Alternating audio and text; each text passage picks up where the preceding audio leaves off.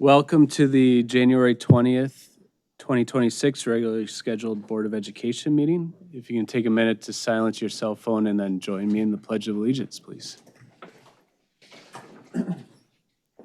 I pledge allegiance to the flag of the United States of America and to the republic for which it stands, one nation, under God, indivisible, with liberty and justice for all.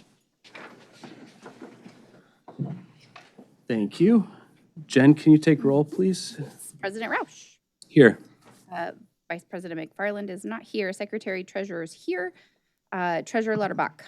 Here. Trustee Blasey is not here. Trustee Craig. Here.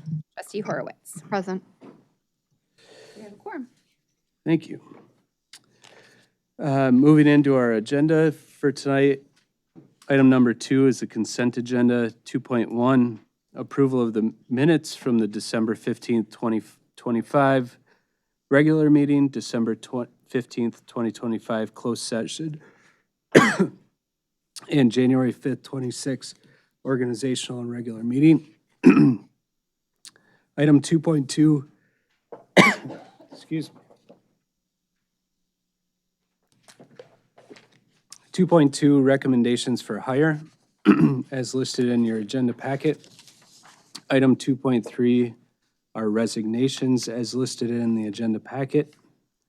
Item 2.4, approval of the payment of the school system's bills for the month of November 2025, as listed in the check registers prepared by Lori Holderby in the amount of $8,506,134 is recommended. The distribution of obligations by fund is included in your board packet. And finally, 2.5 are legal payments as listed to the following firms in the agenda packet. I have a motion to approve items 2.1 through 2.5.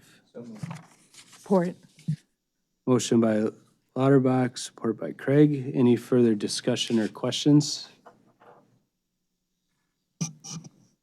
All in favor of approving items 2.1 through 2.5, say aye. Aye. Any opposed? Item 3 are presentations to the board. Item 3.1, Shining Stars. Penny.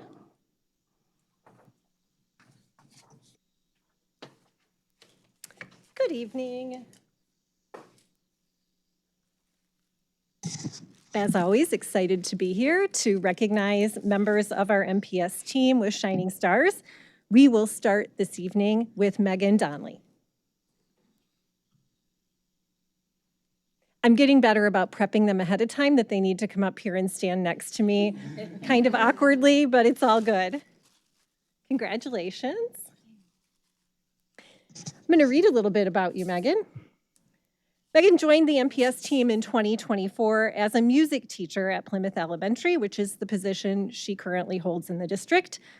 You were nominated by parents and colleagues, extra special nomination, and among their comments are the following. You bring incredible enthusiasm for music to Plymouth Elementary. You organized not one, but 2, with an exclamation mark, annual concerts for all students to perform for their families. Your love for your work and for your students is apparent in every single interaction. Another parent noted that you continually go above and beyond in your role, planning and executing concerts at all grade levels for Plymouth for winter and the spring. Your planning and execution are amazing. Explaining what the kids have learned and putting it all into music was absolutely incredible. As a parent of 3 students, it was so fun to be able to see what they have learned. Here's a fun one from a substitute teacher. One of our guest teachers absolutely appreciates the work you do. When you put your sub-plans in place, which is a rare occasion that you need that you create a slideshow so that it is really easy to follow. It includes videos, you pre-record elements of the lesson to just make sure that kids don't miss a beat in their learning, and the kids absolutely love it. And finally, another friend and colleague noting that you continually go above and beyond to put these concerts together. There's a theme here with these concerts that the entire school community loves and cherishes. This was the first year that we've had a concert since my oldest child started school, and she's currently in 4th grade, and it has been amazing to see all of the music concepts that the students have learned so far this year, and that you do an amazing job, and you make students love music. Congratulations on being a shining star. This is a little certificate for you, and you're welcome to go for it.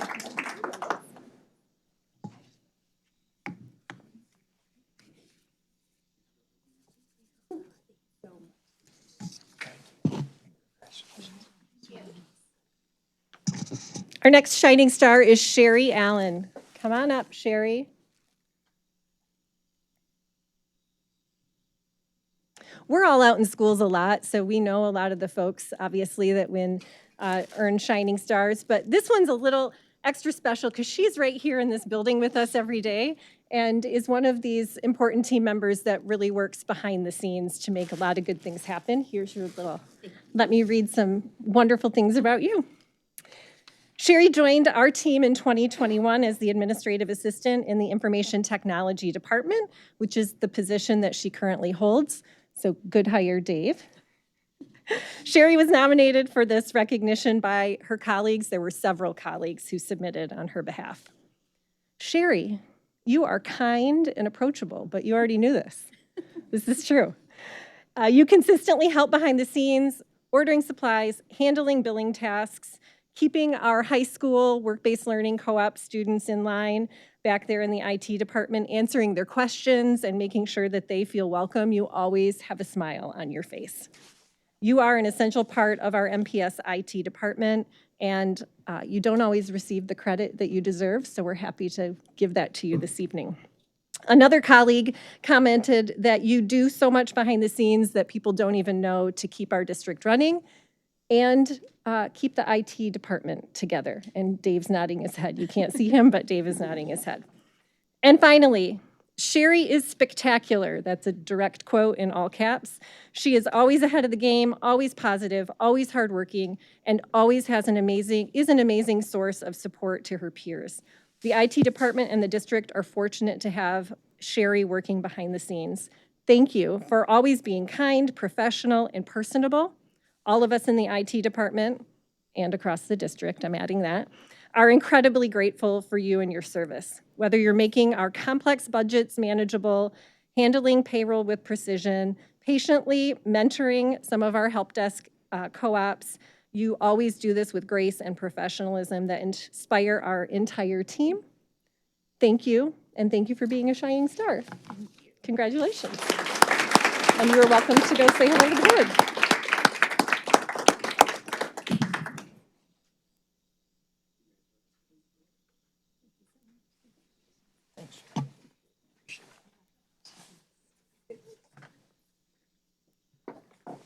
Congratulations to Megan and Sherrie. And I will say for Megan's credit is those concerts at Plymouth are pretty amazing, and they're even live streamed now, so anybody can dial in and watch. So it's amazing how quickly she can get a couple hundred students to stop talking at the same time. It's impressive. And Shining Stars, as I mentioned, you are welcome to stay, and you are also welcome to go as part of your recognition to go have a great night. Item 3.2 is Spotlight on Excellence, and we have Northeast, and welcome, Ken.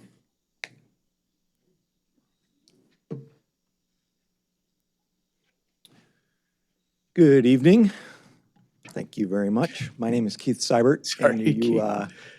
probably remember from last year, potentially last spring, we came up and we talked a little bit about our overall focus a year ago was to establish some culture teams within our building. And this year, I highlighted one of those specific teams, and it's Mrs. Valley. And she is combining her curriculum with her focus on the student culture to combine those two things together to have an overall building impact. And so I'm just going to allow them to share a little bit about what she's doing with her students and life skills to have an impact for the staff in the building. Hi, my name is Sarah Valley, and this is my 18th year in the district. I am a mother of a 7th grader at Northeast and a 5th grader at Plymouth. I've got 2 special students here with me, and they're going to share also what they like about our class. Okay, so what do? So life skills, we are trying to bring the home economics curriculum into the new century here. And so it's not just focusing on putting together a good home for your family, but it's taking care of yourself and being independent. So we work on a lot of leadership skills, communication skills, and customer service, because many of these students, they're going into their first jobs in another year or so, and they need to know how to talk to people and provide a service. At Northeast, we focus on proficiency over points, and so our scores are based on what the students know and can do. And so skill-based classrooms, that's what this is. Skills-based and career and technical education never have gone away, and so we're really hoping that these will help our students succeed in our new world. So Life 101, we have 2 levels. They start at Life 101, which is really about taking care of yourself in all sorts of different ways. And we do all sorts of things. We meal prep, we work on digital citizenship, customer service, making eye contact, talking to others, even if they're not your favorite teacher. We talk to everyone. And then in Life 102, we partner with a lot of people in the community, and that's going to help us with lots of things. We do sunshine boxes, we participate in Neighboring Week, we work at the ESA and the Rock, and here at the administration building, we have provided snacks several years in a row. Fantastic snacks, might I add. And then we run a business is our biggest part of what we do. So we compare prices, we do grocery shopping, we take and prepare custom orders, and then we make deliveries. We also have had bake sales. Okay, so our success criteria is based on kitchen professionalism, which also builds into our customer service skills. And in that note, I'm going to ask Nora to come up and say what she liked about the class. And Nora, you've been in my class for 2 years now, so really lucky to know her. My favorite part about life skills is how hands-on the class is. You're cooking all the time or you're sewing, and it's really fun to like do everything and know how to do everything. Yeah, thanks. Yeah. Cool. Thank you, Nora. And then this is Molly. Molly's also been in my class for 2 years in a row. What I like about life skills class is that I can use what I learn to do things when my family isn't around. Sometimes when they're running errands or at a tournament, I have to cook for myself. And I'm able to do that now because of life skills. Yeah, so just being independent, taking care of ourselves, and we have to take care of ourselves first if we're going to take care of our community and our family. So why is it important? It improves leadership skills, it helps build confidence and pride, and we help make financial decisions. We were just talking today about our costs and how we can lower those costs, and store brands came up, and I'm a big proponent of store brands. So for the staff, it really is a morale boost when they see their former students coming in and they ask if they want something, even if it's yet another cake pop, that's okay. Teachers can see their former students and they see that confidence they've built. And so it is a morale boost for everyone really in the whole building. So here are some past cafe menus. You can see that it's very student-centered. This is not me, I just facilitate their success. And so we have a lot of things, and we try to make them work. And yes, we do have failures, but mostly they're successes. We have Babushka's Cafe. I think you maybe were in Babushka's Cafe. Nope, okay. But anyway, today's menu, and these were prepared today in my class, the rice cereal treats, and actually, honesty, my daughter made the no-bake cookies yesterday during our PD day. So if you would like a treat, we do have some treats prepared here. Okay, you want to help out? I don't think they'll say no to treats. And while Nora and Molly are passing out some treats, do you have any questions? How many students do you have between your two classes? Well, each class has 30 or 31 students in it, and so that's 150 students a semester. And so overall, I teach over 300 students at Northeast Elementary or Northeast Middle School. And when you teach financial literacy, Yes. what do you find is the knowledge of the students going in versus coming out? It depends. A lot more students have access to debit cards and credit cards. And so one of our big things is talking about the difference between a debit card and a credit card, because credit awareness is very, very important and it can impact the rest of their life. I'm able to talk to them about loans, student loans especially, the importance of working and providing at least as little bit of what you can instead of just relying on loans, different things like that. So overall, they know they have to make money, but they're not really sure about the details. So we just kind of go into basics about that.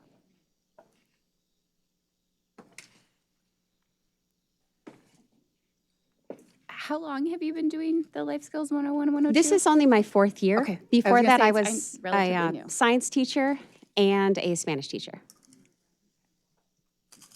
So I got to tour your classroom last year, if you remember. And we were talking about some of the facility needs that you have, and our team is out looking at that. Outside of facility needs, what else can the board provide? My budget. Food costs, material costs, everything has gone up probably 40% since I started teaching this class.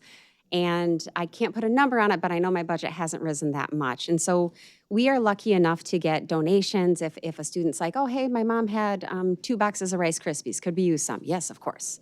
So we're very lucky to get donations, but I don't ever want to like rely on that. And so if the budget can maintain, you know, the rises in grocery costs, that would be a fantastic thing. Okay. And you don't know what that number is? I know what it is per semester, but I would have to look into my records to go for it because I have 2 different, well, it's complicated. I'm sure we So- can get it, but if we yeah. could get it, I think that'd be helpful for us to know. Okay. Thank you. And when you procure ingredients, are you procuring with Chartwells to get kind of buying power, or are you just going out to the store yourself? I have the students mostly check on the grocery prices to see what is the best cost. Because we have such small classes, and I don't want to store anything in the school because of the facilities, I don't buy any more than we can't use that time. And so we use up what we have, and I don't keep any food stored, if possible, at the school. Okay. They're delicious, by the way. Yeah, they're Thank you. good. Anything, Nora and Molly, that we can do to further support you? They invite you to see the school musical coming up this spring. Perfect. Great. Well, thank you so much. Okay. Appreciate it. Thank you very much. Thank you.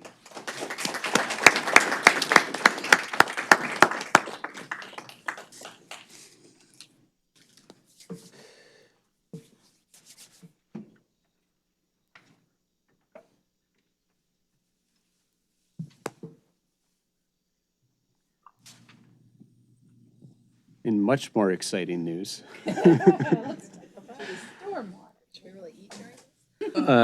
Item 3.3 for action, resolution for support of municipal separation of storm sewer system plans. Anna.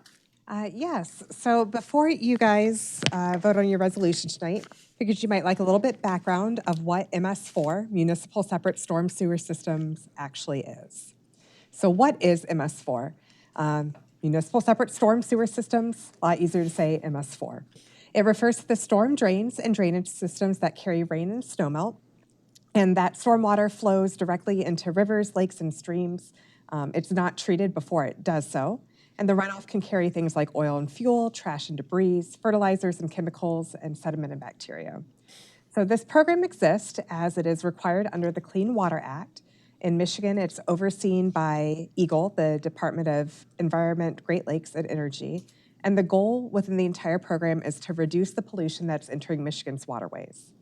The program overall applies to cities, villages, and townships, road agencies, public schools and universities, as well as some large public facilities. So why is MPS included in this? Schools are regulated because we own buildings, parking lots, and athletic fields. We operate storm drains on our property. We conduct construction and renovation projects, and we store materials such as fuel on site. So under MS4, some examples of our district responsibilities are proper handling of salt, fertilizers, and waste, spill prevention and cleanup procedures, oversight of construction runoff, and training staff involved in maintenance and grounds. What is required for us under MS4 is to be covered under an MS4 permit. We must develop and follow a documented stormwater management plan. We have to adopt a board resolution supporting the district and following the stormwater management plan, and use good housekeeping practices such as proper material storage and train staff and keep records. So tonight we are bringing a resolution to the board that would show board support of the district following the stormwater management plan as required under MS4.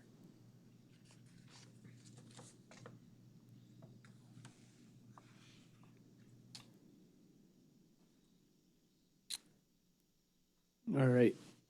In your board documentation, the resolution was provided ahead of time. Do I have a motion to support item 3.3?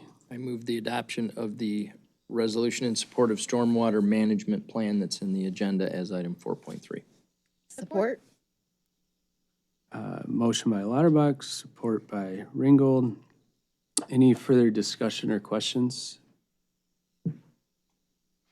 Do we have an assessment or even high-level estimate yet of what capital upgrades we will have to do to comply with anything, or are we all set? There's not upgrades that are required within this, unlike Filter First, which was under that same Yep. act. This is more of a management plan of showing where all of our stormwater drains are, making sure that those are mapped, kind of having a plan in place of how to deal with some of the issues mentioned and making sure that we're following it. Okay. Okay. Any other questions or comments? All in favor of supporting item 3.3, say aye. Aye. Any opposed? Motion carries. Item 3.4 for action, MPS cardiac response plans. Kara. Yes. MPS maintains a large inventory of automated external defibrillators, AEDs, throughout the district, including travel AEDs used for athletics and off-site events. These units are regularly checked and maintained to ensure that they are fully operational and up to date. This commitment to readiness aligns with recent state legislation in April 2024 requiring comprehensive cardiac emergency response plans, or CERPs, in all public schools, including a regular review and annual updates. These plans include designated staff members who are trained as responders and are required to maintain first aid, CPR, and AED certification. As mandated by law, these plans must be formally approved during a public board meeting to maintain transparency and compliance. This process ensures the district remains prepared to respond effectively to cardiac emergencies and demonstrates our commitment to the safety of our students, staff, and visitors. While the state mandate is recent, MPS proactively created and implemented CERPs back in December 2019 at the time of the adoption of our emergency operation plans. MPS administration has already completed the annual review for this school year. The CERPs are retained in the Office of the Associate Superintendent of Student Services and Human Resources and are available for the board review by request. Thanks, Kara. Is there a motion to approve item 3.4? So moved. Support. Motion by Lauterbach, support by Ringgold. Any further discussion or questions? All in favor of approving item 3.4, say aye. Aye. Any opposed? Okay. Item 3.5, as we've done in past board meetings, is just update on strategic planning and facility planning.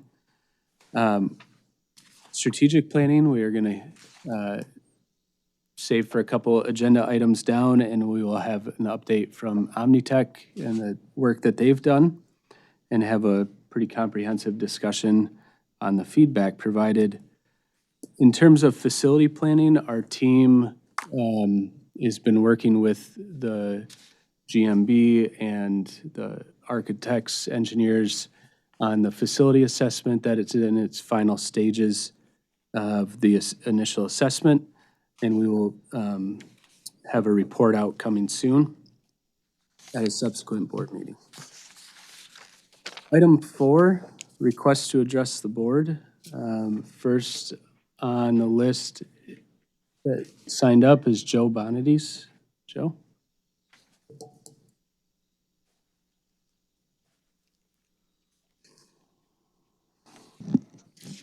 Greetings.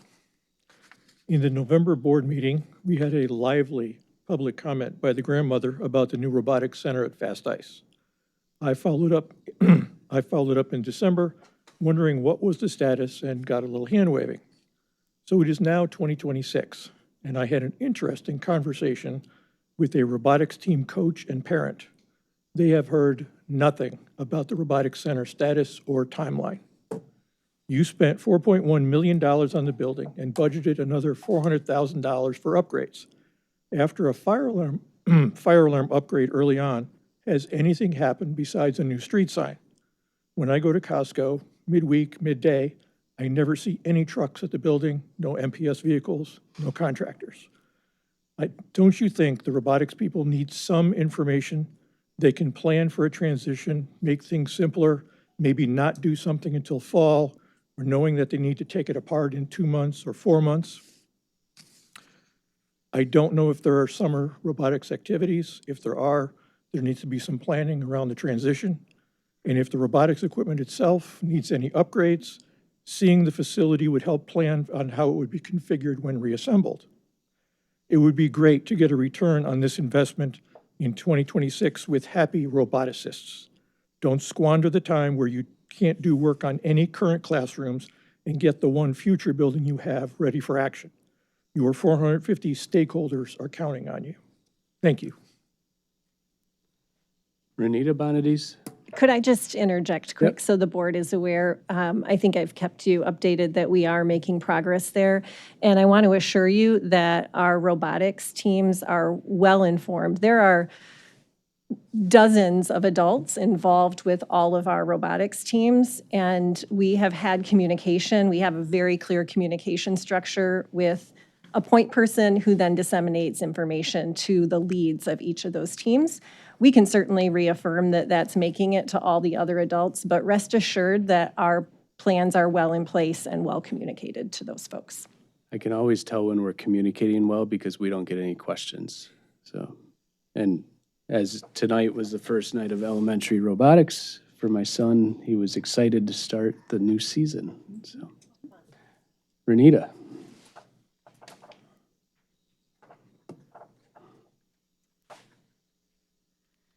Good evening, Renita Bonadies. I had noticed about a month ago there was some discussion online about MPS's school choice. And in that discussion, people were asking why there were so many openings and things. So, and I understand for financial reasons that it's good to have classrooms full. And thing that I had wondered though is, I didn't remember hearing this, and it maybe has happened in other years and I just missed it. But I noticed what Meridian had put out a statement saying that they were not accepting any school choice second semester because they were full. And someone had asked online about MPS's enrollment after student count, and they were told they had to wait until it went to the state and got audited and would be out sometime this year, later. So I did a FOIA request, and I did get a response on that. And in that, it showed that our MPS enrollment had dropped to 7,273. Last year, we were at 7,395. So that would kind of explain why there were still empty seats. I did a little checking, so I did FOIA Meridian and Bullet Creek as well to get their enrollment statements that they sent to the state. Both of them actually showed a slight increase in their total enrollment, and at the same time, MPS showed a decline of 122 students.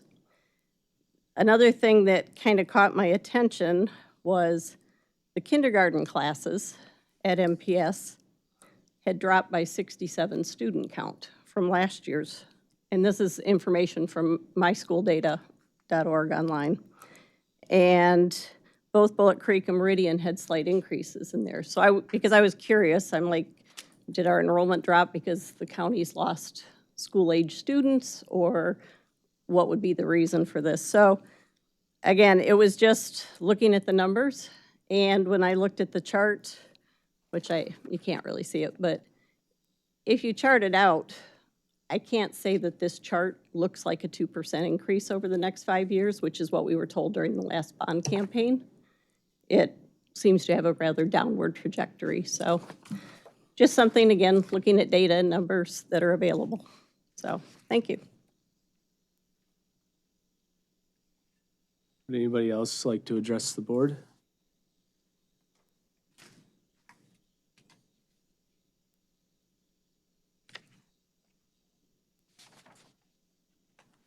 Okay. Item 5 is curriculum instruction and assessment. Item 5.1 are committee meeting notes from December 15th. The Curriculum Instruction Assessment Study Committee met on December 15th. Members present were myself, Brad Blasey, Mikey Craig, Ken Weaver, Penny Miller-Nelson, and our guests were Joy Yang Yao and Anthony Gates. We met at Midland High School. The meeting started at 1. And the first thing that we did was hear a presentation from Anthony of an update on the special education department and its co-teaching initiative. The second thing on the agenda that we covered was a committee visit to co-taught classrooms at Midland High, which was a really cool experience. And then the third thing was that Joy presented an update on family engagement efforts throughout the district. The meeting adjourned at 2:30 p.m. Thanks. Item 6, finance, facilities, and operations. Item 6.1 are meeting notes from January 5th, 2026. John. Thanks, Phil. The FFO committee met on January 5th, 2025 at 5 p.m. Members present were Brad Blasey, myself, Scott McFarland, Penny Miller-Nelson, Brian Brutin, Anna Womack. We had a guest, that was Kathleen McBride from Arch Environmental Group. We discussed the November financials. We then discussed the municipal separate storm sewer system requirements with Kathleen McBride of Arch Environmental Group. And we then discussed the elevator repair bid, which will be discussed later this evening. We discussed the timing of the district's fuel contract renewal bid. We discussed the district's partnership with the Fraternal Northwest Little League. And then we discussed the facilities assessment and strategic planning and adjourned the meeting at 6:19 p.m. Thanks, John. Item 6.2 for action, elevator repair bid. Anna. Bids were solicited and a tabulation is provided for elevator repair services at Midland High School and Central Auditorium. Administration recommends issuing a purchase order to Metro Elevator of Troy, Michigan for $290,209.54. Operating funds will be utilized for this purchase. Thank you. Is there a motion to approve item 6.2? Move the adoption of 6.2, awarding the elevator repair bid to Metro Elevator. Support. Motion by Lauterbach, support by Ringgold. Any further discussion or questions? I just have a quick question. Did we ever get anything additional, from Great Lakes Elevator? Besides the one-page bid form? The one-page bid form is typically all that they turn in. There was walkthroughs where they were able to ask questions at that time. Okay.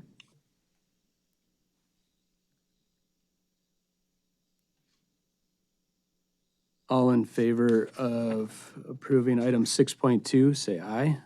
Aye. Aye. Any opposed?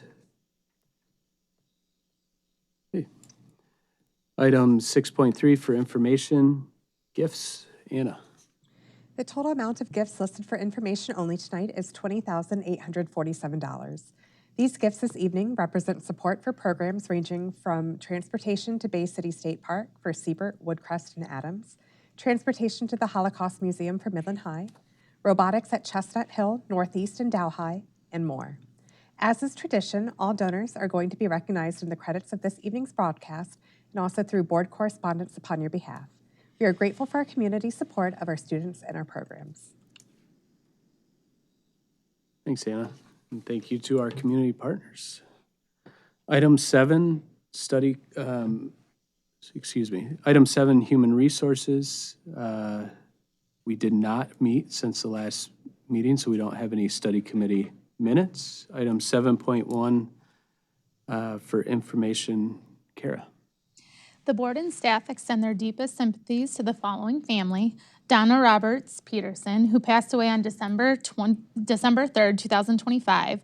With a longstanding commitment to local education, Donna is a former member of the Midland Public Schools Board of Education and was dedicated to supporting the students and faculty of the Midland community. Thanks, Kara. Item 8, correspondence from the Board of Education to the following individuals and entities listed in the agenda packet. Item 9 are scheduled activities for information. All meetings begin at 7 p.m. unless otherwise noted on the following dates listed.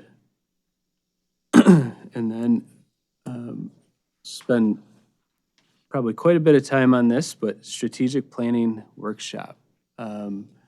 Sarah's going to pull up just 2 or 3 slides for me to kind of set the stage, and then we'll turn it over to the Omni Tech team.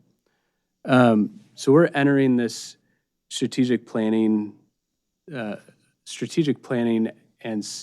updating vision, mission, and values as we also do facilities assessment at the same time. And I think it's important for us to take a step back and set the context for the situation that the district is in. Our district ranks in the top 5% for SAT scores throughout the state, which is something that we should be super proud of. And on the next slide, some more of the awards that our district has received because of the staff members and students that make this district a super special place in our community. Just to name a few, starting with both of our high schools are ranked in the top 100,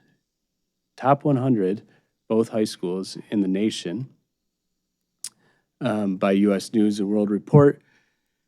And we received top marks on academics and teachers and college prep, as well as clubs, activities, and food.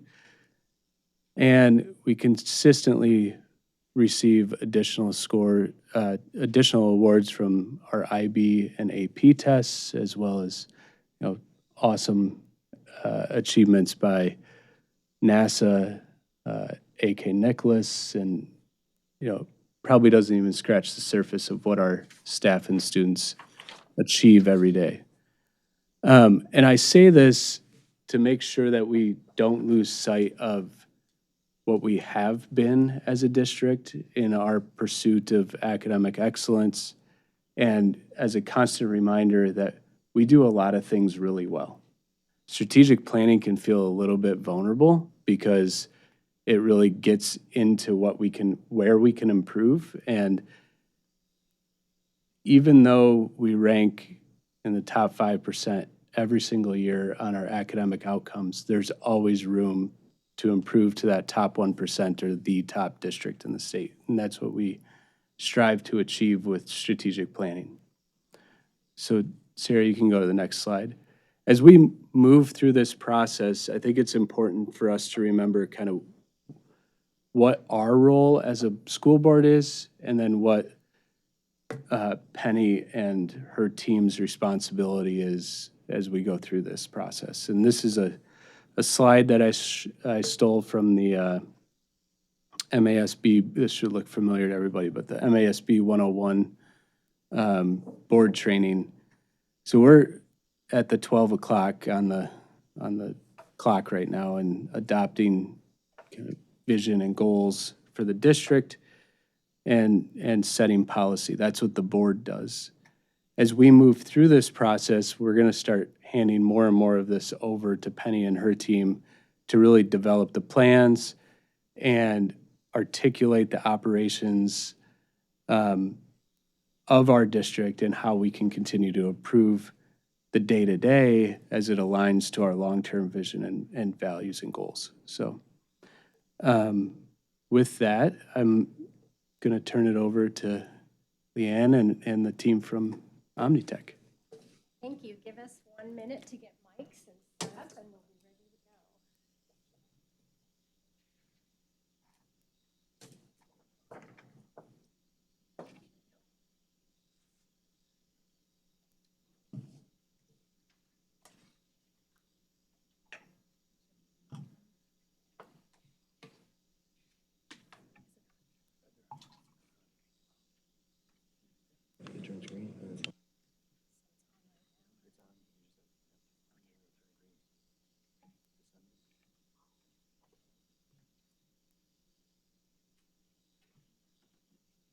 Is the best thing for me to hold it like this?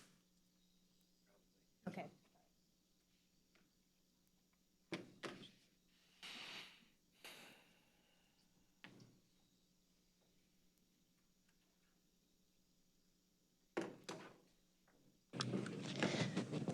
All right, can everybody hear me okay?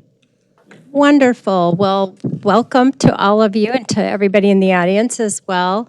We are really, really excited to be here tonight because this is part of our opportunity and time to explain to the board and to the community the body of work that's been completed already with strategic planning.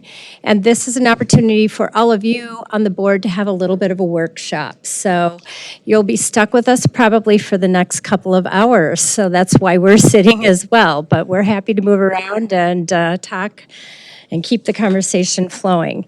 One of the things that I'd like to build on before we get started is to just talk a little bit about strategic planning and build on what Phil has already talked about with the governance of the strategic plan.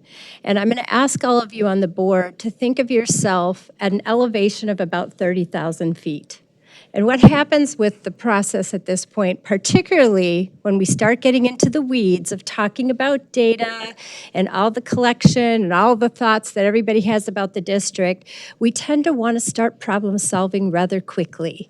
And we get into the weeds pretty fast. So I would remind you all that we're here today to elevate to the 30,000 feet level. We collected a ton of data. You all here received a packet of almost 100 pages, and that was our summary. So you can only imagine the level of detail and the number of comments. I would point out to all the audience members that we're in the final stages of finalizing that report, and it will be available, the full report will be available to the public within the next week or so. We wanted to get through this part of the process, get some feedback, and make any final changes and do some final edits.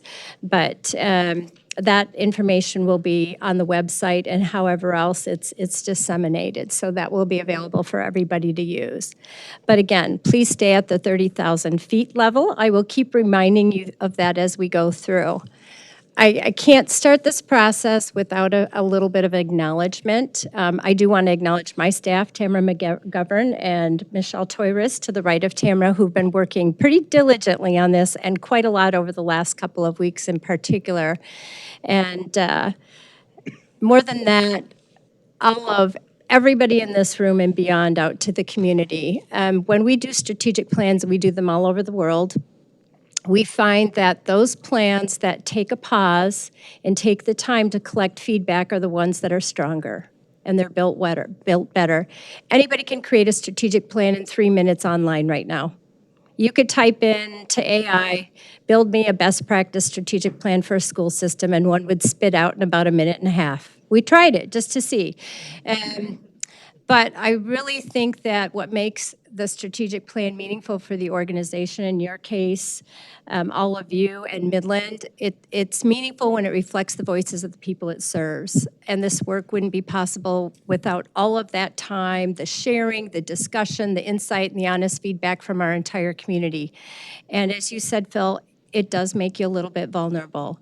Because when you ask for feedback, guess what? You get it. And you got it. You got lots of feedback. And we're excited to have that. So I want to frame that a little bit.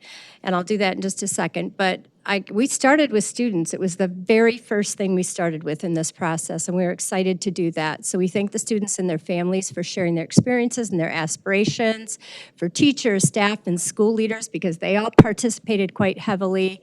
They helped us collect and share information as well. Many of them collected information from every single classroom in the elementary schools across our district, and that took some time, and that was very thoughtful. We have community members, partners, community leaders, organizations that all provided feedback. We have some of those community members in the audience tonight, so we thank them for coming forward and sharing. We have a planning team with 3 board members, with all of our leadership, and they have spent time meeting and doing the cauldron of work that we're going to present to you, board members, tonight, and then to the members of the board, all of you. Thank you for taking the time all weekend to look through that 85 or so pages of information we sent you as a pre-read. That'll, again, be available to the public, because you are the ones that are making the decisions at a high level, and so we hope for a very thoughtful evening tonight. So thank you for your partnership. We're excited to start sharing information. Hey, we're at least 5 minutes ahead of time, so that's great. That's a good thing.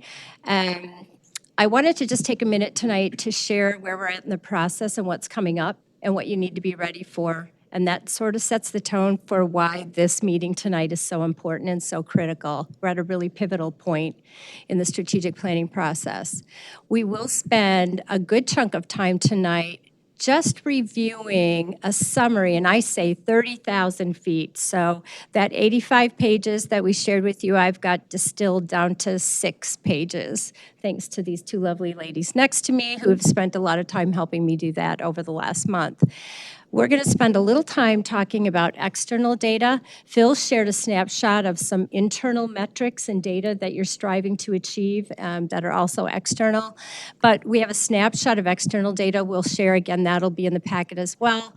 And then we are going to jump into high-level analysis of that stakeholder feedback.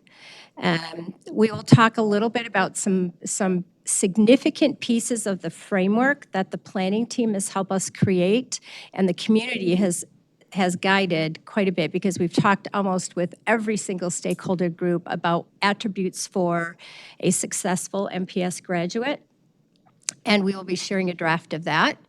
We will share a draft of the guiding statements of our strategic plan, the mission or purpose statement, the vision for the future, and values that will govern our behaviors and how we want to be seen and how we want to work with our community and all of our stakeholders. And then we will share an emerging draft strategic framework that is based on the themes that came out of all the data that we've collected and all the discussions that we've had at the planning team and the leadership level. So that's a lot for the night, and we will guide you through that. I have 2 lovely timekeepers here too that will help keep me on track as well.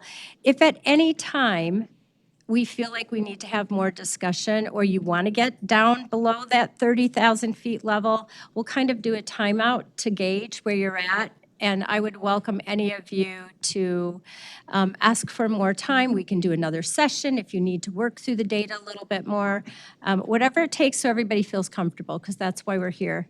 And above and beyond, this is your workshop. So I'm going to talk for a while, but I want to give you a lot of conversational time and time to think about things.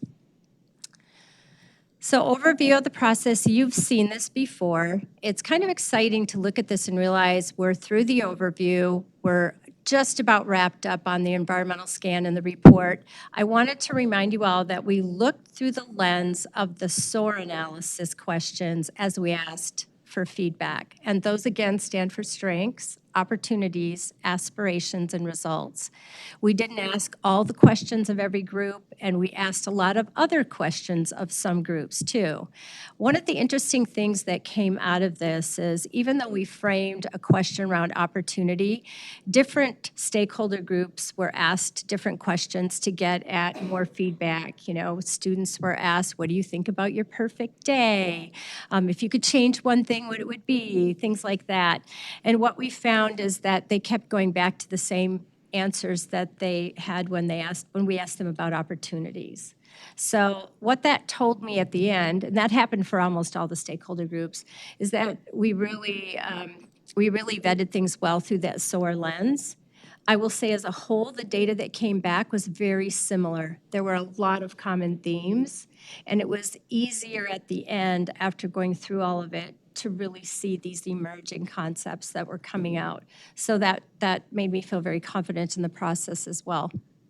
We got to the point where we did create mission, vision, and values, and we are now at the point where we're going to shift into creating the draft strategy. So we're about 2/3 of the way done. We still have a ways to go, but I wanted you to know and see where we were in the process. Timeline-wise, we are aiming for a March 2nd presentation to all of you of the draft strategic plan. And that's the high-level strategic plan. That's not the detailed goals and actions because, as you saw in Phil's diagram, the actual operational part of that will be done by the staff, with input, of course. You will vote on that final plan on March 16th. That looks like a lot of time, but between today and March 2nd, we'll go really fast. So pretty instrumental that we have good discussion tonight and get feedback from all of you on where we are in the process. So questions, comments, anything? Everybody pretty good with the timeline so far? Great. And then I would just point out that even after that vote, our work is not done. We want to make sure that you have a plan of work for year one, and that we talk about how this gets integrated into resourcing with budgeting. We have a communication plan, and we take all the feedback that we've collected and make sure that we have identified metrics for success, KPIs, however you want to monitor the plan, and then we launch it. So that's where we're at. So I'm going to segue us into the strategic part of this. And this is what I call our MPS vision map. And what I'm trying to show you is that we really have 3 steps that we take in this process. The first step is really understanding our current reality. What do we look like? What are the perceptions that people have of us? What does data tell us? And we collect a certain amount of data to help us understand what our current reality is. We look at internal data and trends. We look at external data and trends. And then we look at stakeholder feedback, which we're going to spend the most time on tonight. That gives us an understanding of our strengths and opportunities. And it really tells us what people think about us, what they perceive about us, and we get a kind of an elemental or baseline of what we've got. We then jump ahead to the future in our process, and we do what's called visioning. And we identify what that vision for MPS is in the future. How we do that is, and how we have done that, is by asking stakeholders what their vision is for the future of this organization. We asked all of you that as well. And then we have some strategic discussions, and we do a lot of decision-making around that, and we cement our aspirations. But for us as an organization, that's not enough. We have to have a plan to get us there. And that's really the third step, is identifying what those key priorities and goals are that are going to help us move forward to achieve that strategic plan. And that's when we put the strategy together and the results and the KPIs. So I share this with you so that it gives you something visually to keep that high level in mind as we start to get through that stakeholder feedback. All right, we're going to move into the data. And I will again tell you there are thousands of data points. And it's a lot of data, and it's really easy to want to jump into the weeds just a little bit, as I said before.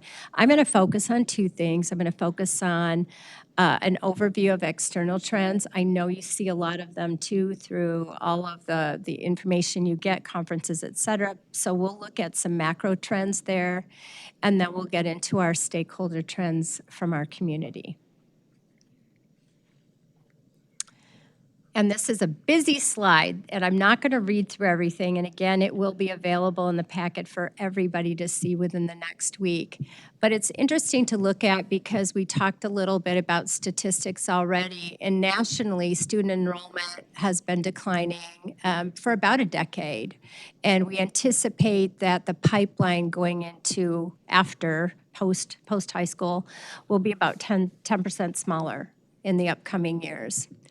High school graduates will peak in 2025 at about 3.9 million and then decline steadily through 2041. And that pretty much is due to low birth rates post-Great Recession. So we'll continue to watch and see that. That will affect us at some point as well. We also know that other things nationally that other districts are looking at, they're looking at students from low-income families and the types of barriers that face. We also are looking at that too, and I know that is a common theme that has come up in all of the feedback that we've collected. So that's another linkage that you'll see. On a macro level, there are forces that impact public education. The biggest ones are the declining birth rates we talked about, chronic absenteeism, interestingly enough, and you'll see, I think, about fourth bullet down on public education trends to watch. Many districts across the nation right now are reporting high level of absenteeism. And of course, that impacts achievement and funding, and we see that when kids aren't in school, they're not learning, correct? Nearly 28% of public school students in Michigan were chronically absent in 2025, missing, and that amounts to about 18 days of learning. And I know that that has come up in our feedback as well. And some folks have even said they worry when staff is missing too. So those are all things that we keep in mind that line up with what we're seeing on a national level. Other things just to look at, student academic achievement and readiness, that of course we would expect would be a theme, and that was a theme in our study as well. There's a renewed emphasis on literacy.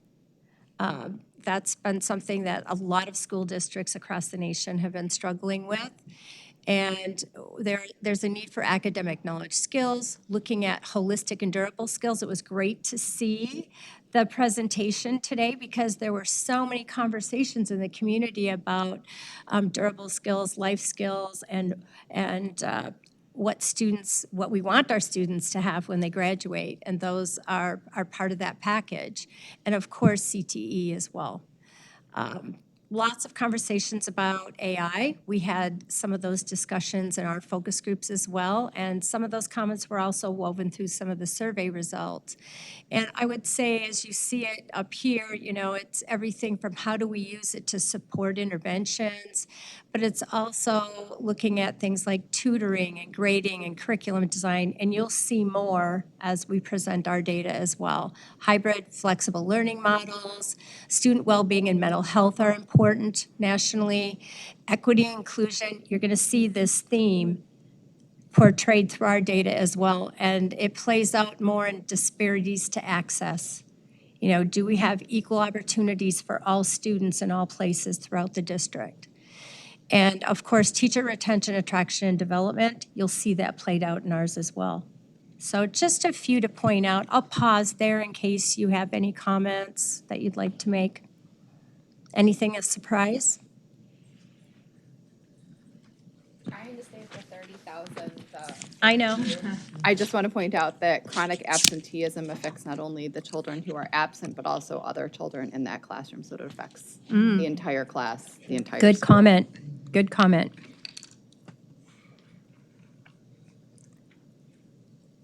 Okay, now we get to the fun part. We're going to go through all the stakeholder feedback.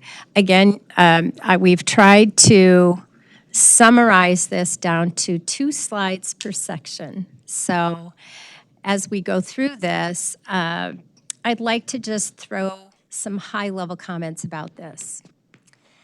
And one of those, and we share this with every client that we have, and the first is that stakeholder feedback is qualitative feedback. So those of you in the stats world and the statistical world, that's not numbers as much, right? We're getting a lot of comments and ideas and thoughts, and we're asking almost all open-ended questions. I think the only closed-ended questions we asked were demographic questions on the surveys. So we got a lot of narrative. We have different ways that we look at and policies within our company that we look at to try to limit as much bias as possible. But I would say that these are from a moment in time and they're from humans. And because of that, they all have a little bit of bias. So students are going to have bias about their experiences, and you're going to see that. Parents, community members, we all do. So I want you to just keep that in mind, that this is qualitative.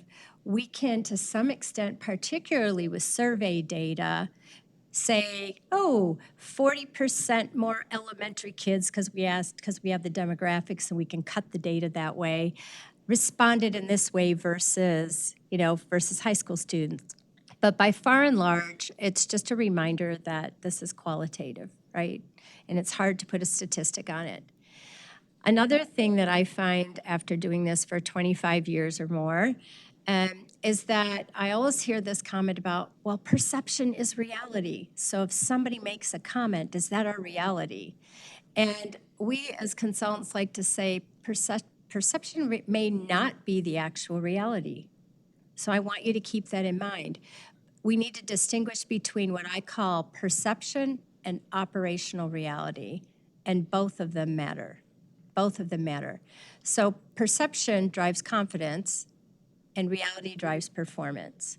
So my point around that is that often somebody will read a comment that comes up in the stakeholder feedback, and it'll say, gee, I really wish you did X, Y, Z.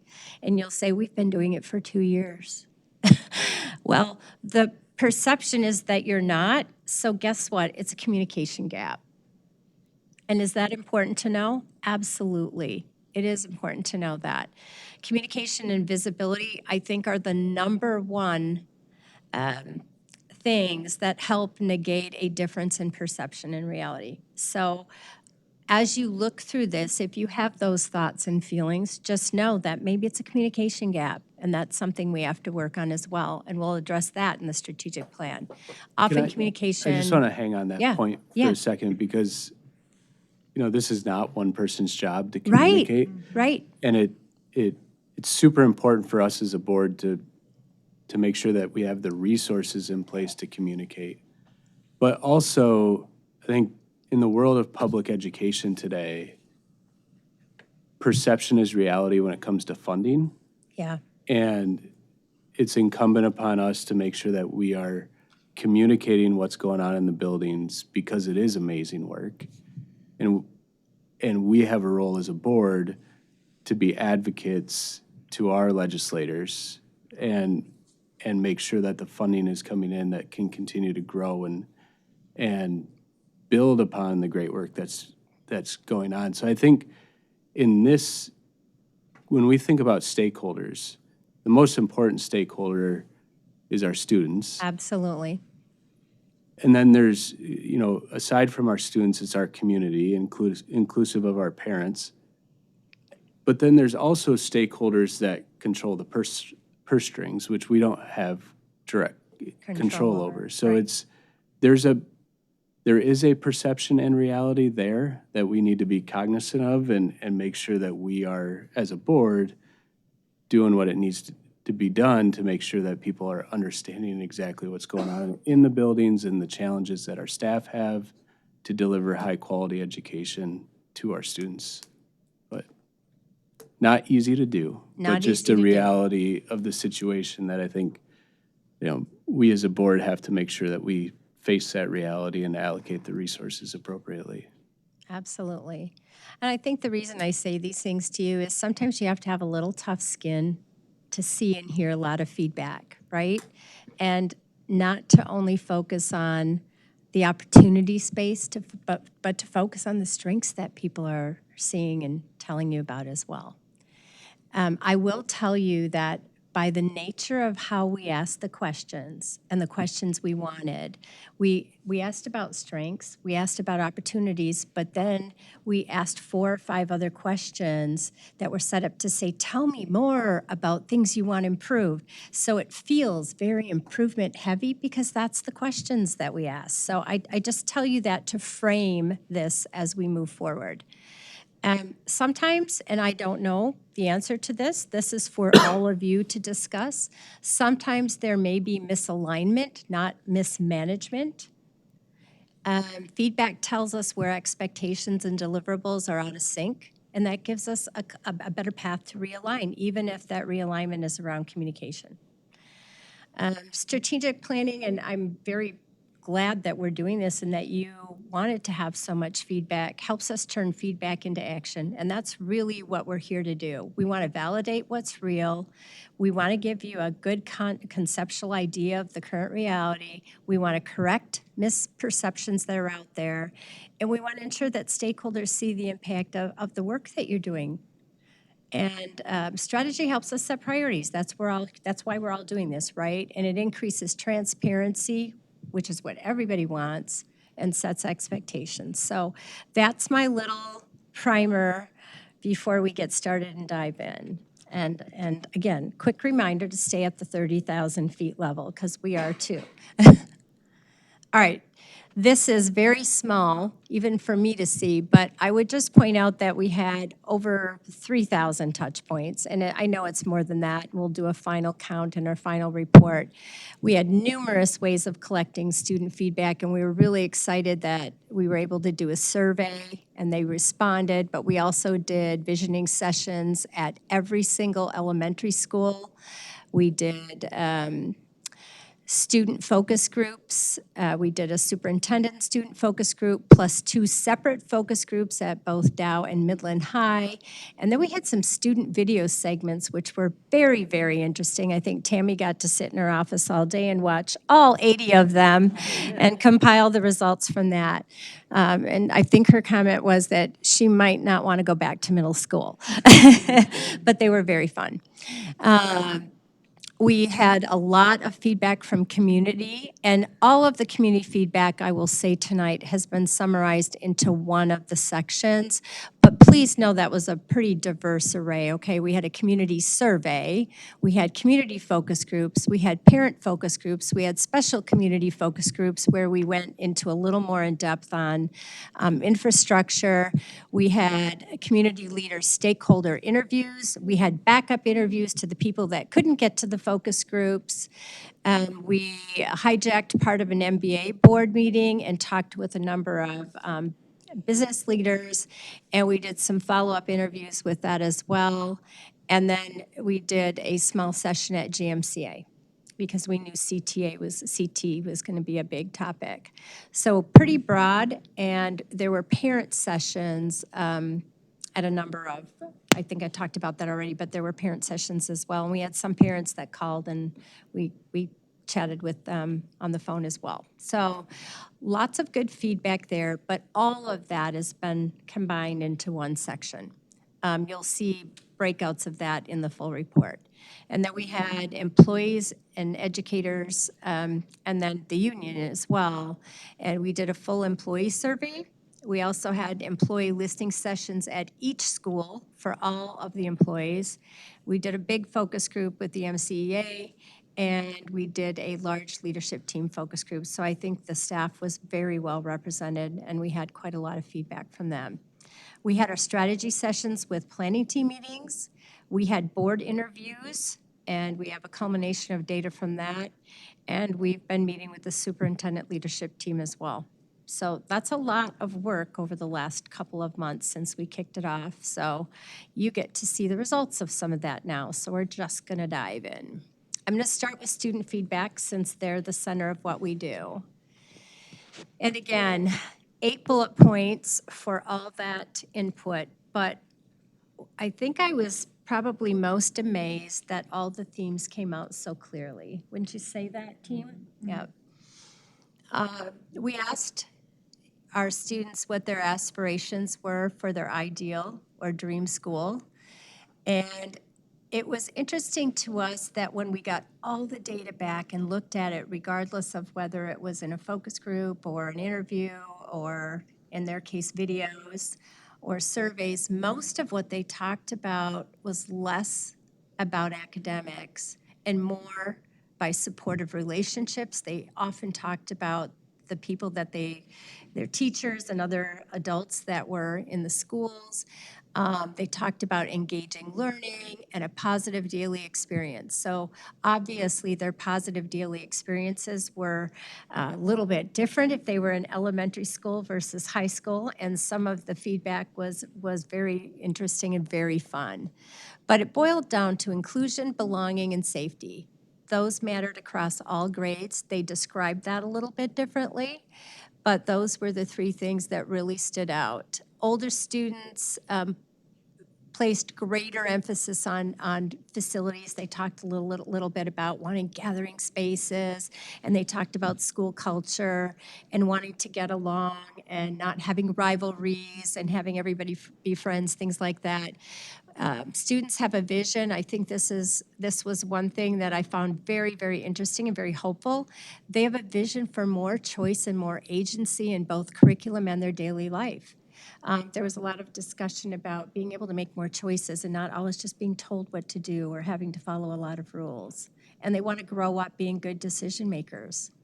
And by the way, we heard that from all the community. We want them to be. So that was good to hear too. When we asked them about strengths and what they liked best, again, this mirrored that data. Relationships, especially friends and favorite teachers, those were the strongest positive anchors in their school experience. There were comments, of course, about bullying, and they didn't like that, thankfully, right? But that those positive relationships drive a lot of their experience. Teachers and connection are core strengths of MPS. We see it with what everybody says from the community. We see it with the internal feedback that we get. And the students see it too. And they're the result of that because they're feeling it. They talk about academic rigor and choice playing a key role in the classroom and with their extracurricular activities and how important those are. So those are the key themes that come back from students when you ask them what they like best. We started out on the opportunity space asking many of them what would make school better. If there was one thing, what could we do? So here's some of the things that they brought up around opportunities around that space. They primarily want a healthier daily cadence. For high school students, it might not surprise you that they would like to start a little bit later, and they'd like to flip-flop start times with the elementary students. Maybe even not till noon in some cases, right? So, but they also talk about homework and what's the right balance and how much homework do we have, and that sometimes impedes their quality of life. And they talk about exams. I wish we didn't have so many exams. But they talk also about that friendly and inclusive climate.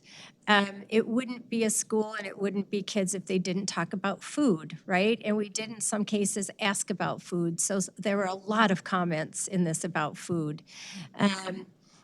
If you could put a Taco Bell into the high schools, I think that you would get an A+, because Taco Bell came up a number of times. But so I think you have to look at that two ways, obviously, because they can say, I want better food choices, but their parents are saying, no, we don't want those food choices too. So it's a balance both ways. They also talk about facilities, and I'll get into their specific comments on that in a little bit. They talk about tech and safety and having richer and more flexible course options and broader, well-supported access to clubs and sports. They're very happy and very excited about what they have, but of course they'd like a little bit more. So that's some of what they talk about and what school would be better. We asked them about subjects and topics that they'd like to learn more about. Interestingly enough, after the discussion and the presentation that we had today, they talk about life skills. They want more life skills. Not all of them are getting that life skills training, and so they want to know the difference between a credit card and a debit card and how to budget and what to do when they get their first job and how they need to act and things like that.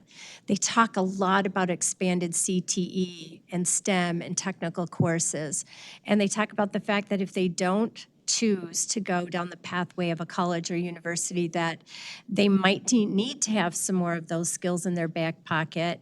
And even if they do choose, they might have to have a skill that they can work at to make money while they're going through school. So those are things they talk about. They talk about the need and the desire to have diverse language and cultural studies and to have creative arts opportunities and advanced academic topics. And I know many of those things are already being offered, and some of the conversations we've had with students are about just that. I know you offer it as a district, but boy, would it be great to have it under one roof. instead of having to transfer or to travel to a different school. So those are things that our students say. Is it okay if I get through the next 4 and then we take a pause just to talk about students? Okay, great. We asked them about what would make school more enjoyable, and they want school to be less stressful. They want it to be more enjoyable through better balance, engaging learning environments. We had a lot of great discussions about that, not just regurgitating facts and things like that, but on-hands learning, things that are engaging.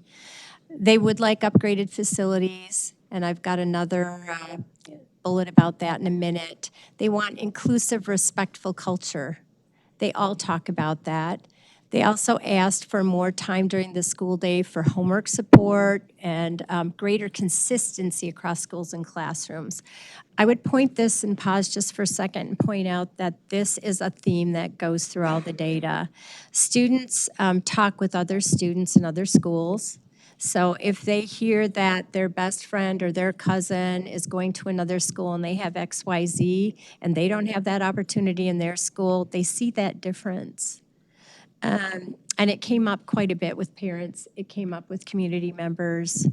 The students brought up, we don't want to feel like we're in a have-not situation or a community. We want it to be more equal. When we get into infrastructure, there's lots of conversation from students, but the things they bring up the most are space and a better layout. At an elementary level, they talk about how crowded their classrooms are, and they want some more space. Many of them talk about layout and little things like, I can't get my backpack into a cubby because it's too high, or I can't hang a coat up, or it just feels tight in my classroom. Those students that are in athletics often get it, or even beyond athletics, any extracurriculars, often get an opportunity to travel to other schools and districts, so they compare what they have here to what they have there. And they feel many cases that athletic and recreational facilities are behind a bit. They would like more comfortable environments with natural light. Natural lighting and lighting came up a lot. Just upgrades in general, they talk a lot about. They talked about practical safety and storage upgrades. I talked about that a minute ago. And modernizing spaces. So having places to gather, to have study groups, things like that. So those are the things that our students are requesting. Under technology as an opportunity, and I love the way that students reported. They really expressed a strong desire for more opportunities to use technology for problem solving and to use it in a way that's ethical, right? There was a couple of, I think Tammy had a student that said something like, we know that AI is going to be out there in the workforce, and we need to know how to use it now before we get there. Right? We need to know how to use it ethically and what we're allowed to do or should do, and not have it be foreign because they're worried they're going to be behind the system. So whatever the next thing is, they want to know about it. And that's pretty insightful for students. They want to be prepared for future careers, and they don't want to fall behind. And this is a tough one for us because technology is evolving so quickly, and they don't even know what the next thing is. We don't either, right? So it's just being more aware of that. And last but not least, a summary for the students are extracurricular activities, because that's where they spend their time. And that varied by grade level, to be honest, and you'll see some of that variance as you look at the more detailed analysis. But elementary students, for the most part, favored play-based sports and creative or STEM-focused clubs because that's what they see the most of at this point in time. But they had lots of great ideas for new things, too, and would love to have some voice in what those are and be able to maybe vote on it or something like that. Middle and high school students kind of prioritized more inclusive, what I would call participation-based sports and clubs. So they could be things that are centered on gaming and esports, or they could be things that are more identity or interest-based. I mean, it could be anything from an art thing or something that they have interest like ski club or an identity. And they look at service activities too, which I think is very good because we've got a community that wants our students to be service-oriented. So I'm going to pause there for a few minutes and see if there are questions or comments that you have around student feedback. What did you think about it? Just briefly, in defense of the students, the elementary schoolers did mention they wanted more fruit. More fruit, they did. Not just Taco Bell. I will say, one of the things that, as we're talking about extracurricular activities, one of the things in the broader data report that stood out to me was the non-competitive access, right? Like, we just want to play basketball without having to feel like I'm not good at it or I didn't play it since I was 5. And I think that ties over into some of the academics, right? They want academic rigor, but they also don't want to be pitted against each other, from a competitive standpoint. And I just thought, that kind of wove its way through. I thought that was very unique in a lot too. of ways. And I was just like the kids are all right. So. I love In some that. ways. I love this, how they talked about our strength. It almost could be like our mission statement or our tagline. Teachers in connection are core strengths of MPS, with academic rigor and choice playing a key role in the classroom and extracurricular activities. Like, that stuck with me, and really just goes to show that the students understand how they succeed in the classroom. They've got to feel like there's a sense of belonging first and pulling each other along with them. And to Jen's point, the kids are going to be all right. Or the kids are all right when you look through this stuff. And it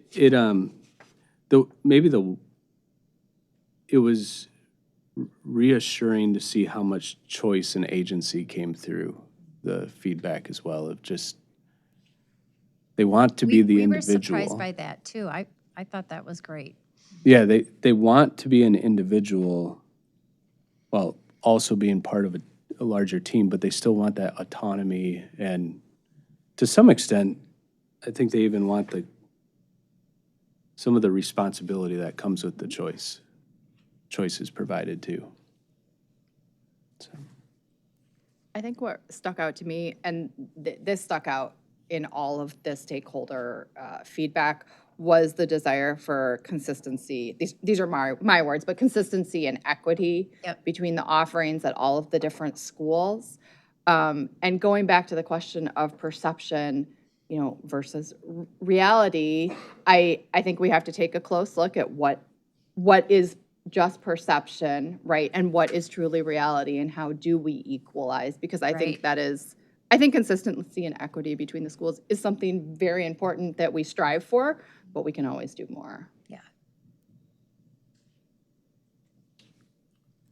Ready to move on? Awesome. Thank you. Good feedback. All right, we're going to go into the community feedback summary again, and I will again point out that this is a pretty broad, big bucket with community, public, and parents in this. And we also had a survey as well as all of the focus groups and interviews. So strengths from the community, they consistently highlight strong relationships with teacher and staff. So you see a common theme there. Noting a welcoming culture, student-centered environments. They value the breadth of academic offerings. That was brought up particularly with parents and with community members that are in the business world. That includes AP, IB, STEM, arts, athletics, and numerous extracurricular activities. I think they very well and eloquently framed that around all of these help us have well-rounded and prepared students. And that makes it better for them wherever they go after high school. Families also appreciate effective communication systems. By the way, communication was cited a number of times through the whole process, and how much it's improved and how much they appreciate that. It's not to say that there aren't opportunities for improvement, but there were lots of comments about how much it has improved. Active parent involvement through PTOs and volunteer efforts are really important to a lot of people, and they think that reinforces connection and engagement, and they want to do more to help you and they want to see more of that. Community leaders and businesses appreciate having a school system with a strong reputation. I heard strong reputation multiple times. And they see that as an asset to enhance attraction and growth in our community and want to continue that strong reputation and that connection with the schools. So let's move kind of into the opportunity space. Again, here's a common theme: student learning and equitable access. They prioritize equitable access to programs and opportunities across all schools. They want students to have comparable experiences, including consistent access to technology and emerging tools such as AI. So, don't give it to just some, give it to all. They also call for consistent academic expectations paired with strong student supports. So if we're going to set high levels of achievement in a performance-based, they want there to be support so we can address achievement gaps. There was lots of conversation about literacy in particular. Parents expressed strong interest in smaller class sizes, and in some cases talked about room size, so it might not be the size of the actual class number, but it could be the physical size of the room as well. And that might be an area we need to vet out a little bit more. I mean, we need to understand those comments. And improved behavioral and mental health resources, because they know that we have struggling students and we need to have supports for them. There are opportunities around technology. They want intentional, ethical, and age-appropriate use of technology and AI to enhance learning, to strengthen critical thinking, and to support real-world application without replacing foundational skills or human relationships. So what does that mean?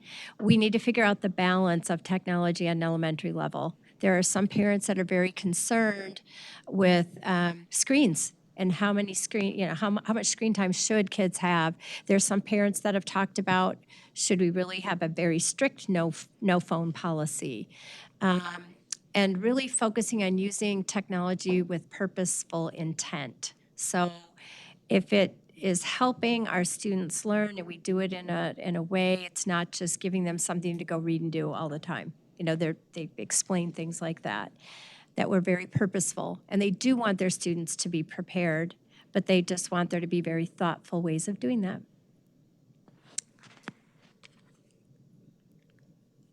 Other opportunities, community engagement was a theme you're going to see. Parents and community members want a higher level of engagement with you. I think that's great. They know that they're part of that, though. It's not a one-way street. It's not for you to make happen. They have to help be at the other side to do that as well.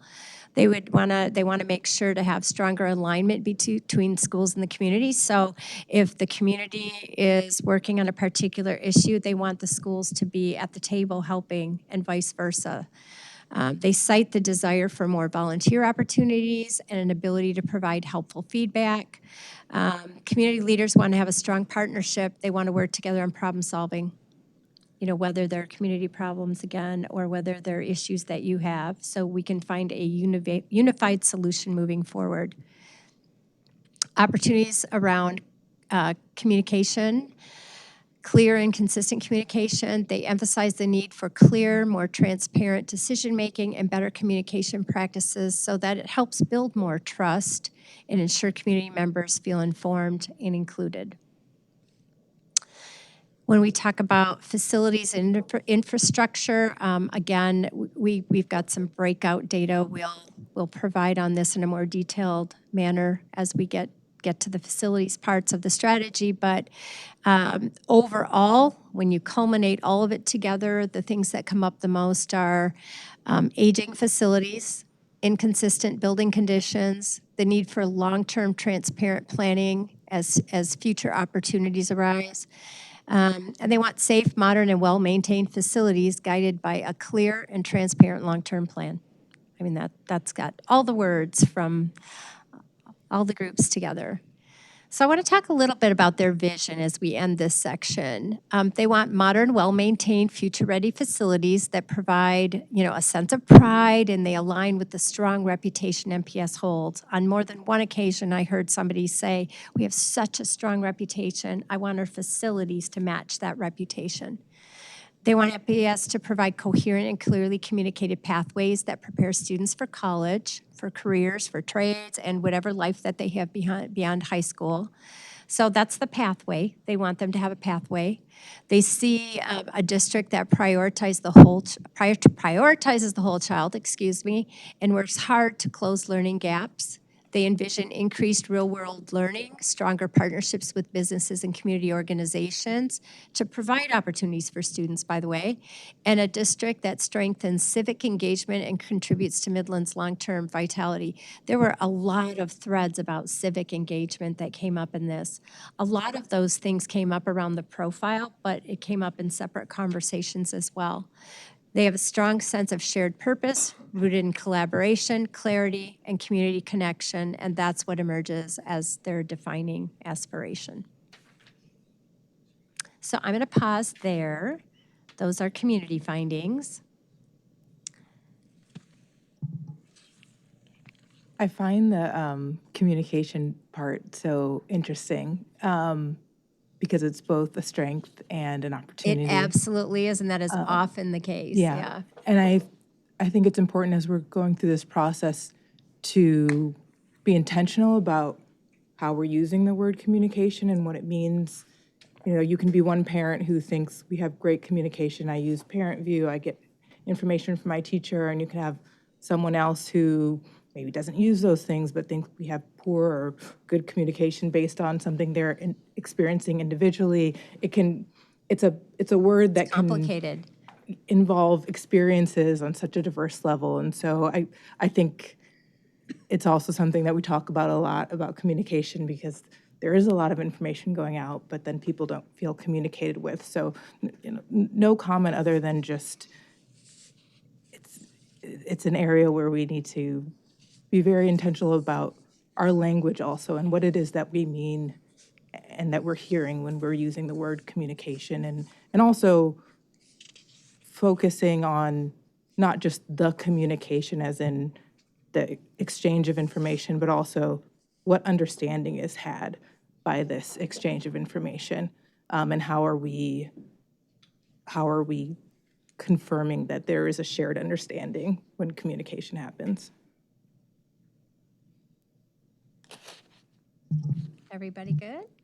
Yeah, Anything else? Kind of to build on Mecky's point, I almost had this reflection as we went through the strengths on the first page of community and as well as some of the opportunities around communication. It's like almost what comes through is I really like and respect and have a ton of engagement with the individuals that my student interacts with in the district, or I know a person that works for the district and I have a really strong relationship with them and a lot of respect for them.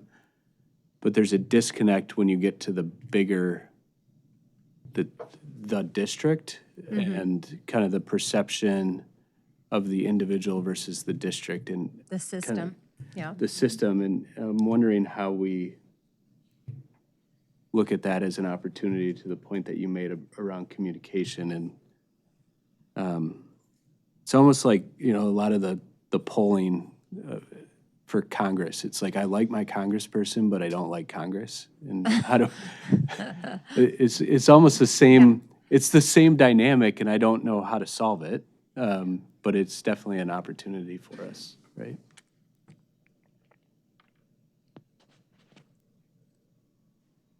Ready to move on to the last section? Okay. So employee feedback. Again, you're going to hear ditto, ditto, ditto on some things here. Employees also describe staff as a huge strength, right? Highly dedicated, collaborative, student-centered. We have strong relationships with each other and our students and families. They also talk about a broad range of academic programs, extracurricular activities, the whole child supports. And schools are perceived as welcoming, relationship-driven environments that foster community pride. And I couldn't say that any better. So opportunities for staff, consistent access and closing achievement gaps. You've heard this one already, so I'm not going to go through it again in detail, but they want everybody to have consistent access and systems that help close those gaps. They talk about infrastructure and facilities from the staff standpoint, and I think Michelle did most of the staff focus groups.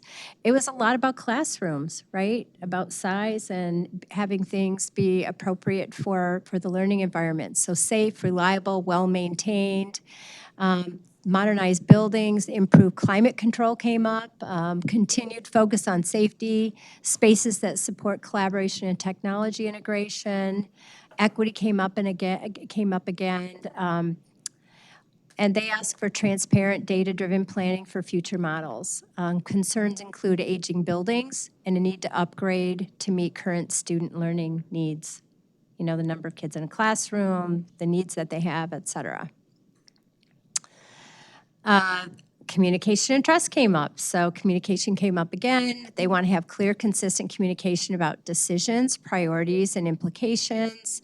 They talk about transparency, and continuing to have rational financial implications. Long-term planning are essential to building trust. They value meaningful opportunities for input and visible feedback loops that show how their voices inform outcomes. And interesting, they talked a little bit about wanting to see alignment of decisions with educational priorities. So how do they line up from a high level all the way down? So making sure that the strategic plan is aligned to what they're doing. Did I get all those, or did I skip one? Oh, I skipped one. Sorry about that. There were a number of just other comments that came up that we lumped into one other, and those include long-term financial sustainability, staff recruitment and retention, innovation in teaching and learning, and alignment between strategic goals and expectations at all levels. Like, how does that align? They cite the need for mental health and well-being supports for themselves as well, so they can help balance the stress and work-life balance. And then they talk about external things like experiential learning, internships, and opportunities for choice and voice in education, which is another theme that came up. Their aspirations are really about the student, which I thought was pretty cool. Employees envision graduates who are prepared for college, career, and civic life through rigorous academics, applied learning, multiple pathways to success. They want the schools to serve as a hub of community engagement. They want facilities and programs to be aligned to modern instructional needs and workforce expectations. Equity, consistency, and high expectations for all students are central to their vision. That was woven through. That's a common theme that you see. And they did talk a lot about some measures of success. I'm not going to go through those at this point because after we set the actual strategy, we'll come back and circle back on results. But I want you to know that they're in here. And they had some interesting things too. So I will pause for the last section right there for a minute. Any thoughts that you saw that really stood out? Anything surprise you? It's hard when you get to the last group when most of the comments are very similar. No surprises, just affirmation that I've always known our staff has a student-centered heart, and Yeah. that came through in the feedback, right? And they talk about that with passion. Mhm. Okay, so we're going to start segueing into the strategy part of this. You know, there's been a lot of work that's been done at the planning team level and with the leadership team as well. And we've got your board feedback sprinkled in here. So I'm going to take a minute to point out some summaries of all the board interviews. So you see these, and then we'll segue right into the strategy components.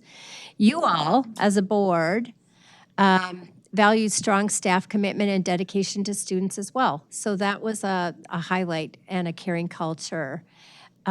Broad student pathways, and we talked about all these already, college, career, trade, strong educational offerings, preparing students well for post-secondary opportunities. You all had some of the same thoughts on strengths. We do a really good job of that.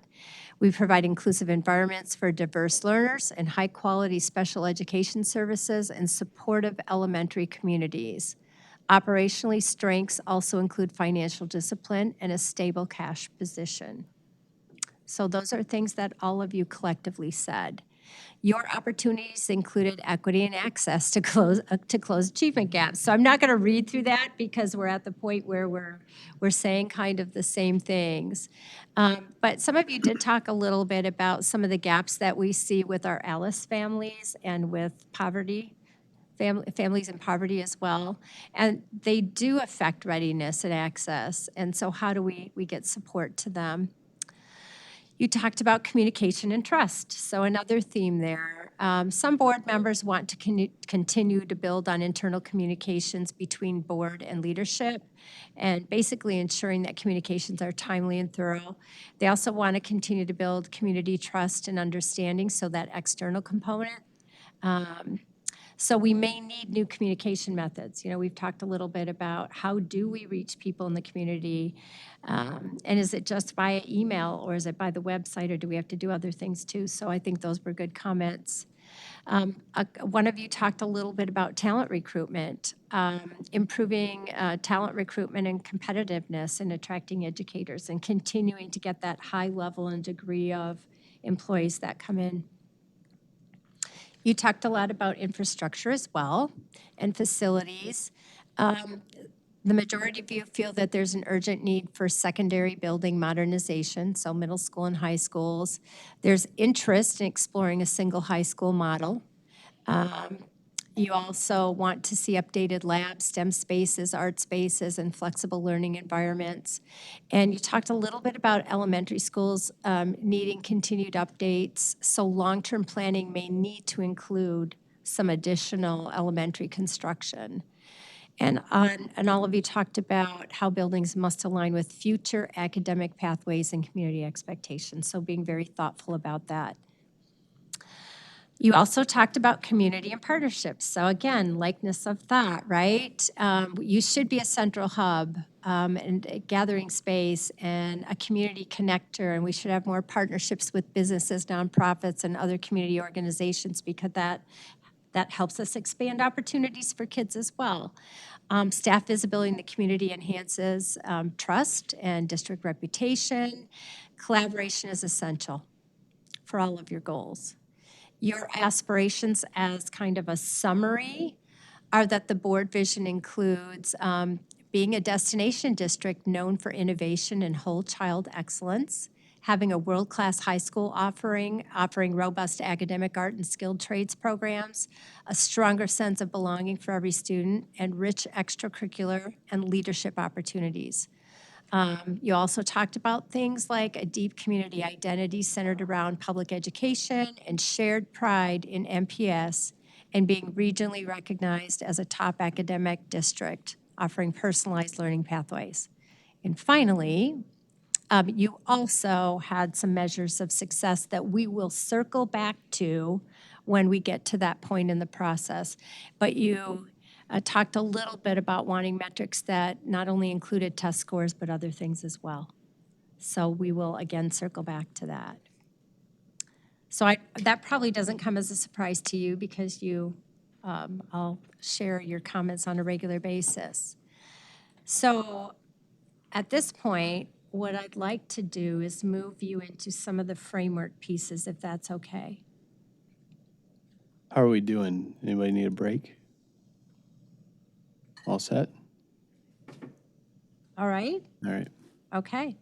So the first thing we're going to look at is our what I've been calling our guiding statements.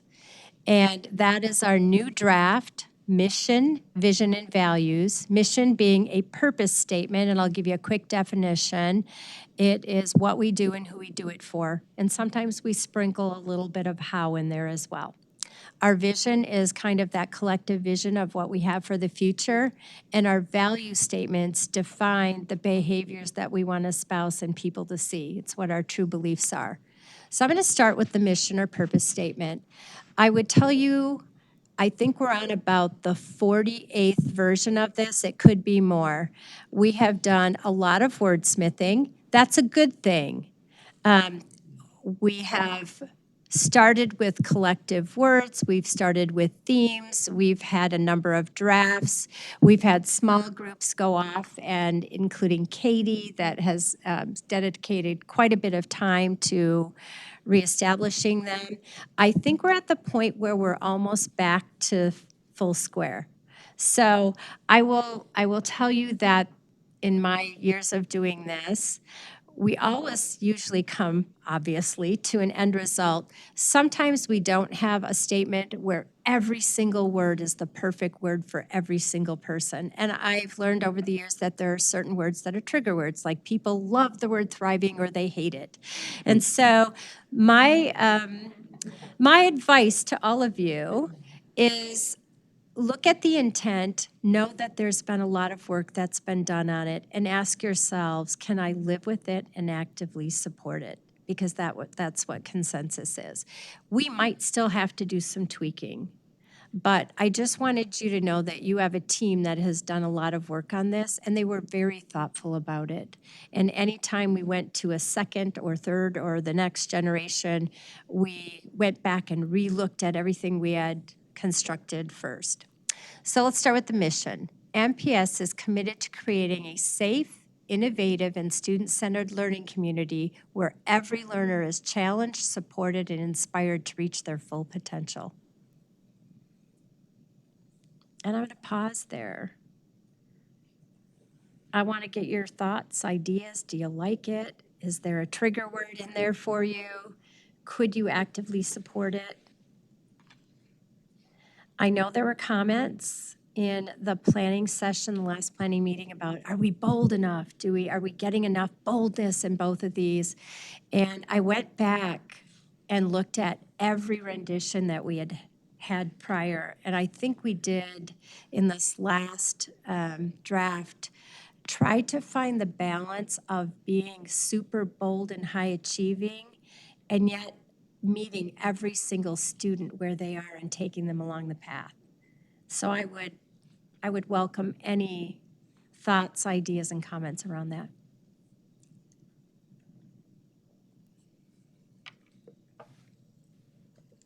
I like it. I think it picks up on a lot of the feedback that we heard as well. You know, particularly around student-centered, as well as being supported and challenged, so. I think learner includes our students and our staff and our admin team, like I love that you brought using that that up. word specifically as opposed to student. That, you know, our teachers, we want them to be challenged, supported, and inspired. Our admin team the same, our paraprofessionals, everybody.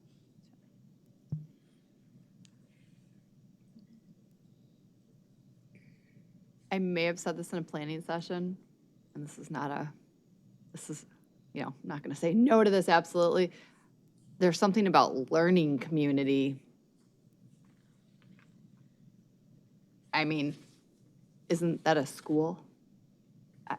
I'm wondering why we have two words to describe something that's, although I guess we'd have to say school system, but it just doesn't, I don't know, for some reason it doesn't sit with me, and I can't fully identify why. That's okay.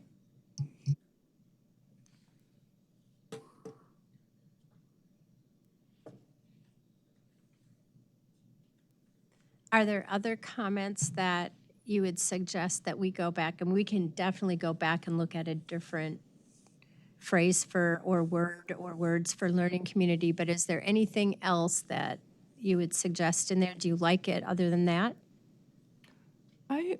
I do like this and think I could get behind it. I'm curious, not that I dislike it. Innovative, it's difficult for a district to innovate, period, but then also, you know, in a way that is perceived. So I guess I'm not against it, but I just am curious about that particular word and how. I don't necessarily want to speak for all of you on the planning team, so I hope you all speak up. But we had a lot of discussions about the word innovative. And I think one of the the comments that I wrote down last time that I had in my notes was, if we are really going to aspire to be something different or better, we're going to have to be innovative. And we're going to have to look at new ways of doing things and making our students see that. So that was one of the comments I wrote down, but please jump in. Yeah, and I think we have to take a holistic approach to innovative. Innovative could mean technology, right? But it could mean what we saw at Plymouth, where they're taking the kids outside, they're doing this structured outdoors time. So I think innovative was one of the last words before you guys tweaked it a lot. But I think innovative was one of the last words that we added because we said we really want to commit to being an innovative, aspirational, and bold district. And so we felt that kind of represented that thought process or goal. I think that for me, hit your mic, Jen. Oh, sorry. I too stopped on the word innovative. It was down in the values section. It was helpful to have the context of what at least the planning team thought was how they defined innovation, thoughtful risk taking, leveraging technology resources and partnerships to improve learning. There's a lot packed into that. There is. That we've been talking about in different contexts. So I think it was that helped give that flavor. I thought that was very helpful.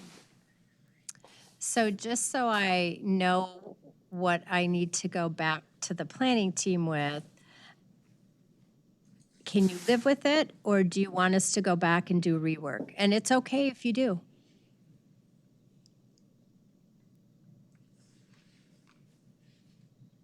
I like it. I mean, 3 of us are on the planning team. I know. And I'm not, so. Yep. We got 4, so. Okay, so we'll touch base on that. We'll bring back the comments you made. And we'll look at a couple of things that we talked about there. Okay, so I'm going to move to vision, but are we okay done with mission? All right, So vision statement. Again, this is a statement of the future. Right now, mission statements can be about the outcome of what you do, or it can be about your organization, or it can be about both. Ours, when you look at it, are really about the outcome of what we do, which is to educate students, right? So our graduates demonstrate exceptional knowledge, critical skills, and strong character necessary to achieve personal success and make a meaningful impact in their communities. I think you worked a lot of the themes from the strategic planning data that was collected into this statement.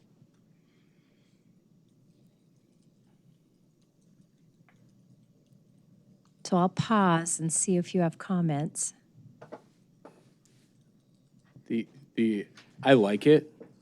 I think it adds in, I mean, as you know, I was also on the planning team, so I've sat with this a lot longer than some of my other fellow board members, but I think it does incorporate a lot of the feedback. The only thing that gives me heartburn, which we will have to think about as a team and as a community, is as a community, we focus a lot on measurement around exceptional knowledge through standardized tests. What our expectation is critical skills and strong character. And we don't have great measures for those yet. And as an engineer, it gives me heartburn to not have a quantitative measure around our vision statement. But I think it's something. But it was also a collective of the whole community. Yes. Yeah. And I remember when, Ken made the really good comment when we did our score review of standardized test scores are not measuring a whole student and the outcomes that you said it much more eloquently than that, but there's a lot more to an individual than their scores, so. And we heard that loud and clear in the data we collected in the community. I think there is a way for us to put some measurement to those things. other districts that I'm familiar with, they've used individual assessments, students can self-rate, adults in their life can rate them. I think there's a way we can do that. It might not be as much of a hard data set as you'd like, but I think there's a way for us to do that. And, some of our perception data that we saw today in CIA committee, I think can support this as well. Okay. Yeah, I had a similar reaction about just how are we measuring this, about all of them. And I actually think when it comes to exceptional knowledge, I don't think that standardized tests are a great assessment of those either. Like my 6-year-old does really bad on those, but he has exceptional knowledge about e-bikes. Which is so you get some of these kids who are very into and can demonstrate some skill on something. So anyway, just a general agreed on just how we go from here to measuring some of these things. But I'm comfortable with this statement. I like where we are with the vision right now. I think it needs some tweaks, because when you read it out loud, I don't love how it sounds, but just minor, maybe structural tweaks rather than changing the vision or significant words that we've used in there.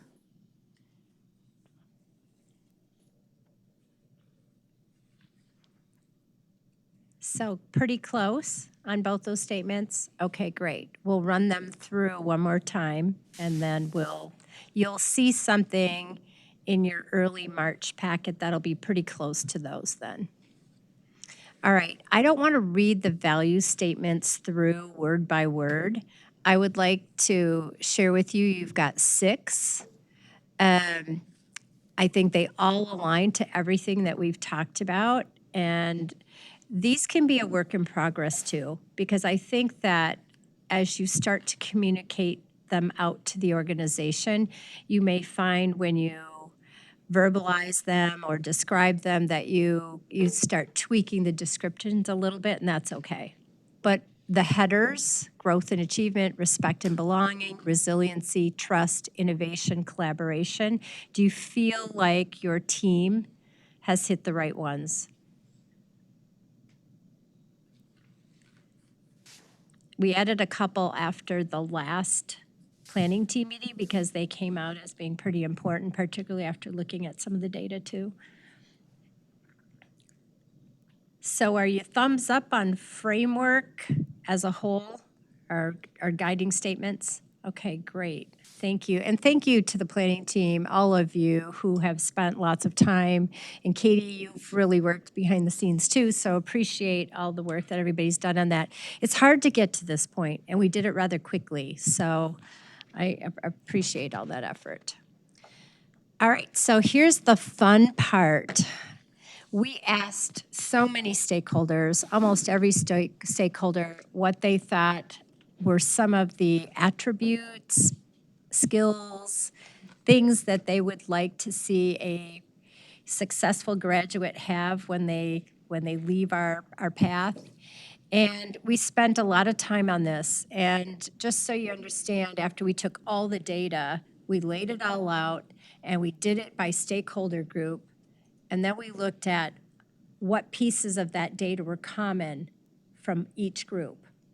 And from there, we created a draft of the profile, and then we kept tweaking. And I want to walk through this a little bit so that some of the words that you probably heard or saw, you will see we've changed the titles a little bit, and there will be descriptors to each of these. But since the descriptors are not up there, I just want to show that it ties back to some of the key data that came up time and time again.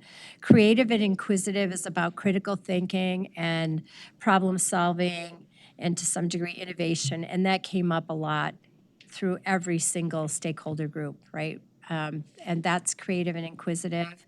Clear and confident came up, and some of the ties to that were around being a good communicator, having good written and verbal skills, and having that confidence to go into a new position or a new thing. Adaptable and resilient speaks for itself. Team-oriented and self-directed, prior to this version was collaborator. And we had a lot of information from, again, our business community on we need students that come into the workforce that know how to collaborate and are open to that. Civic-minded and engaged was one that came up clear across everything, and you saw that reflected in the survey results. That included everything from having pride in our community to having cultural awareness, being a little bit global-minded, so things like that under there. Knowledgeable and skilled also indicates academic readiness too, so that piece went in there. And then responsible and resourceful also included things like being self-directed and accountable, things like that. So these were the final 7 that showed up as part of our profile of a successful graduate. There was another comment and thread that came up in every single discussion, and that was that every stakeholder wanted our graduates to leave with a pathway, an identified pathway. And that didn't feel as much like a skill set or an attribute. So we will put some type of a sentence or something similar to what you see up here, is that they're going to be prepared on their pathway because we have worked in these skill sets as they graduate. So I'm pretty excited that this is starting to come together. Any thoughts, ideas? Okay.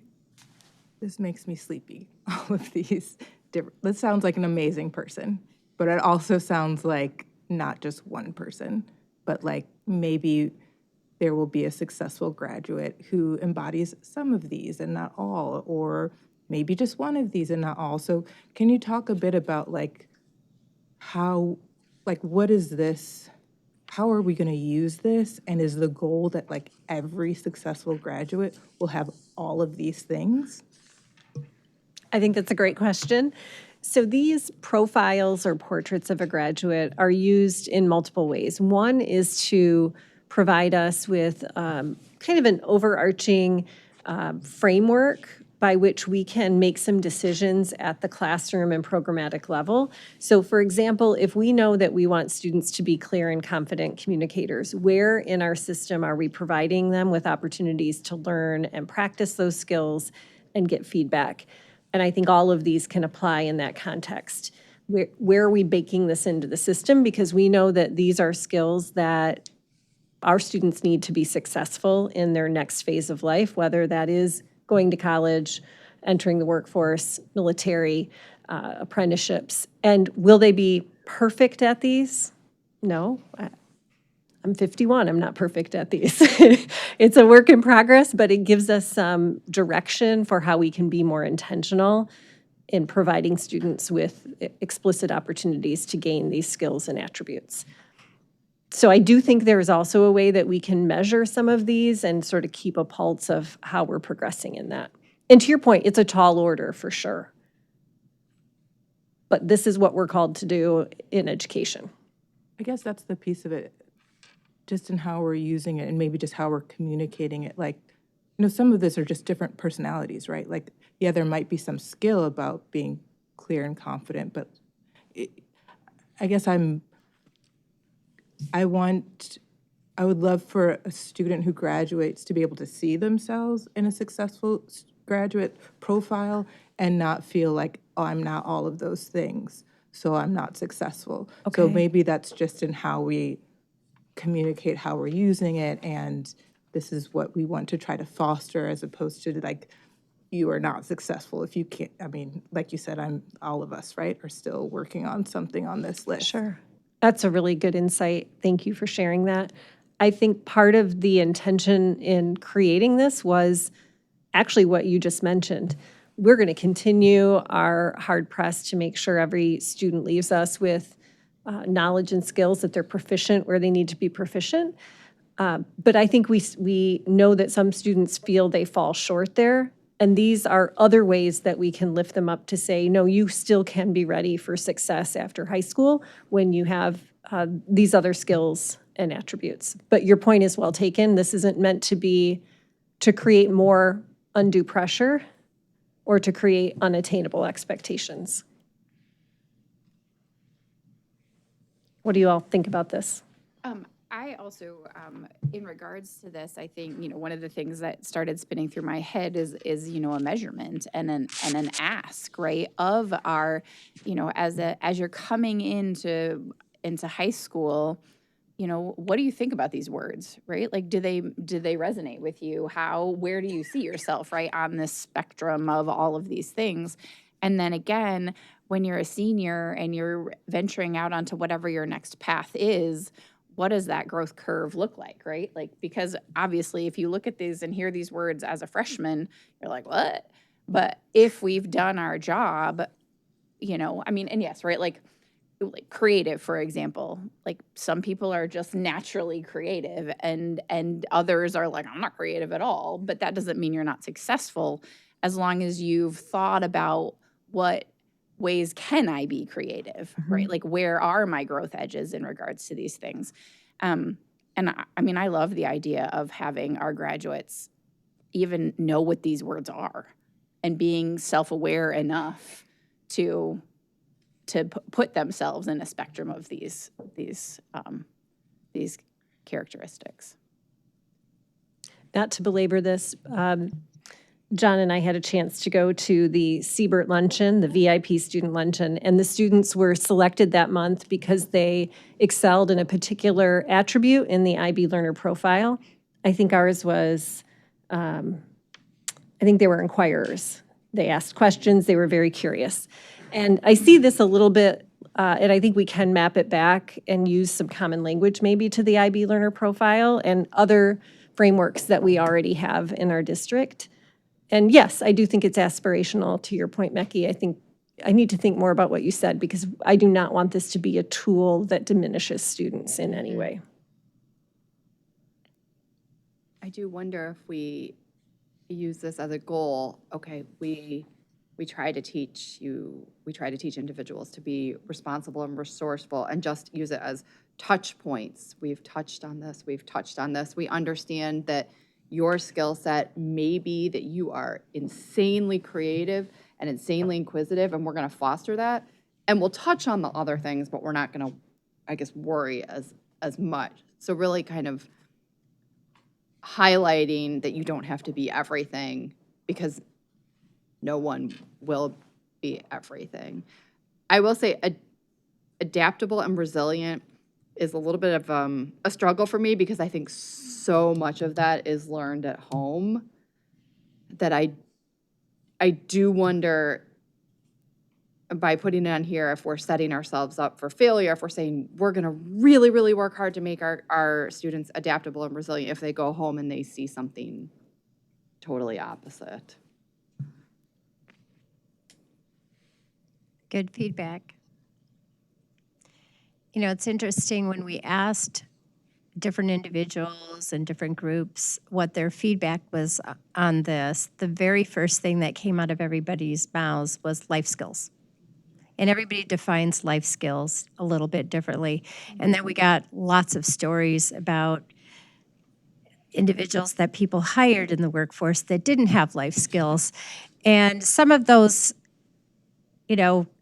sort of wove into these as well. But it was a really important topic, and I think the community was pretty excited when we asked this question. So it ended up, in some of the cases, taking over most of the discussion because it was really, lots of good feedback. Go ahead. I would, before we, have a final document of what this looks like, I would really love to have some of our high school students look at this. Like, I wonder if this is an opportunity for your superintendent advisory team or whatever, because I think that would also help us gauge, right, that from students, like, do they feel like this is unattainable or are they like, oh yeah, like, of course I want all those things, or to talk about all those things in my high school career, or my school career. That's a great idea. So I'd love to have their eyes on this in this form. And just to clarify, I do think that it's important that we work, how you said, Penny, to use these attributes to inform our decision-making. Like that part, I completely agree with. I think it's really important that we have the opportunities to develop these skills and we focus on that with the students from our perspective. But I think it's also good feedback, and just to make sure I'm maybe capturing an action item to take this back to the planning team and work with Penny on how are we going to use this and how are we going to communicate it. Is that fair? I just want to pick up on what Ann was talking about. I think it's important for us too to probably have a conversation around this profile of a successful graduate, kind of tying into this discussion around a learning community, recognizing that the district is not going to develop all of these attributes in a student. The household has a huge role to play. The experiences outside of MPS facilities have a huge role to play. I think it could be helpful in our conversations with community partners as to how do they play into this as well. And making sure that parents, families, community organizations see themselves represented as how do they affect these 7 boxes, and how, where one of the things that I struggle a little bit with in the feedback is the community is asking us to teach all these life skills, but we're a school district. Where does the line stop as to what's the responsibility of the district versus the parent versus the community? And that line changes over generations, right? But I think this could actually help us to have a lot of those conversations too. I think to that point too, your point earlier, Anne, about the learning community, I think I like that language for what Phil was just describing, like making it broader than the school and the district. And of course, we don't control exactly like how all these things work, but seeing our community, our learning community as something bigger than just our buildings, our school, our individual actions, but trying to influence our community as well. That's a great comment. Does that change your mind, Anne? It's still a little clunky, but it's leading me down. Okay. Other thoughts on this? So back to the planning team to kind of develop the concept of what it would look like and how it would be used a little bit more. All right. Ready to move on? Okay, we've just got a couple more things we want to go through, but they're important things. So after looking at all that data, we had to start mapping out what the opportunity space looked like so we could start to frame out what the strategic planning priorities might be. And so this was more an exercise for us as consultants to just take a step back and say, what are these thematic areas coming out to be? And we had a number of things coming up around student achievement and learning outcomes. So things like academic excellence and college and career readiness and CTE and having a pathway, personalized learning, whole child development. So some themes, obviously more would fall under there too, but really looking at the data, these types of things were coming out. There were all these themes around operational excellence. So things like facilities and safety and financial stewardship and sustainability and accountability.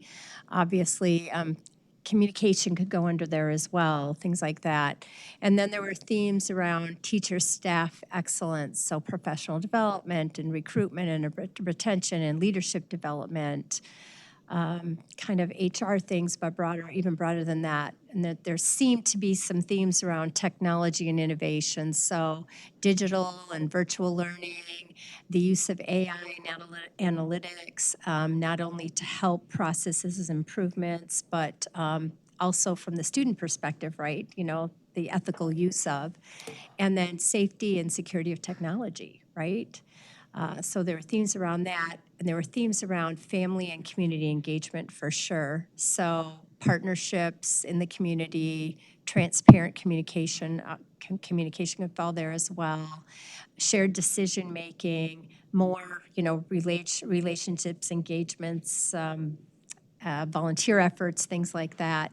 And then there were a lot of themes around student experience, right? So making sure they have equitable opportunities. They talked a lot about extracurricular, and then they had their whole buckets of others, such as schedules and facilities and food and friends and support and things like that. So we started out with this list and just said, if we put that up here, does this feel right? And do all of these themes from the feedback and from best practices and even your internal data that you look at, do they sort of fall under these broader categories? And the litmus test was, yes, they do, but I don't know if we want 6. So the planning team had some pretty big breakthroughs during our last meeting.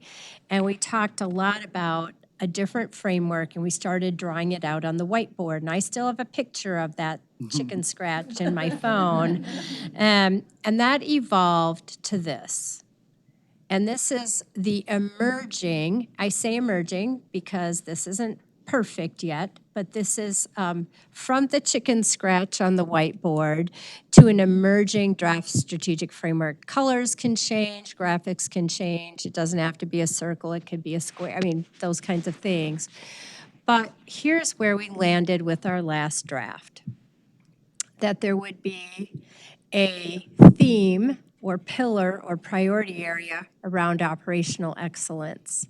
And that would include all the things around financial stewardship and sustainability, including having a master plan for future growth and resource allocation.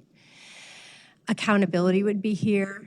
Teacher and staff excellence would be here, so the HR component of retention, attraction, and development. Technology, including AI, to enhance efficiency and effectiveness as it relates to operations would be here.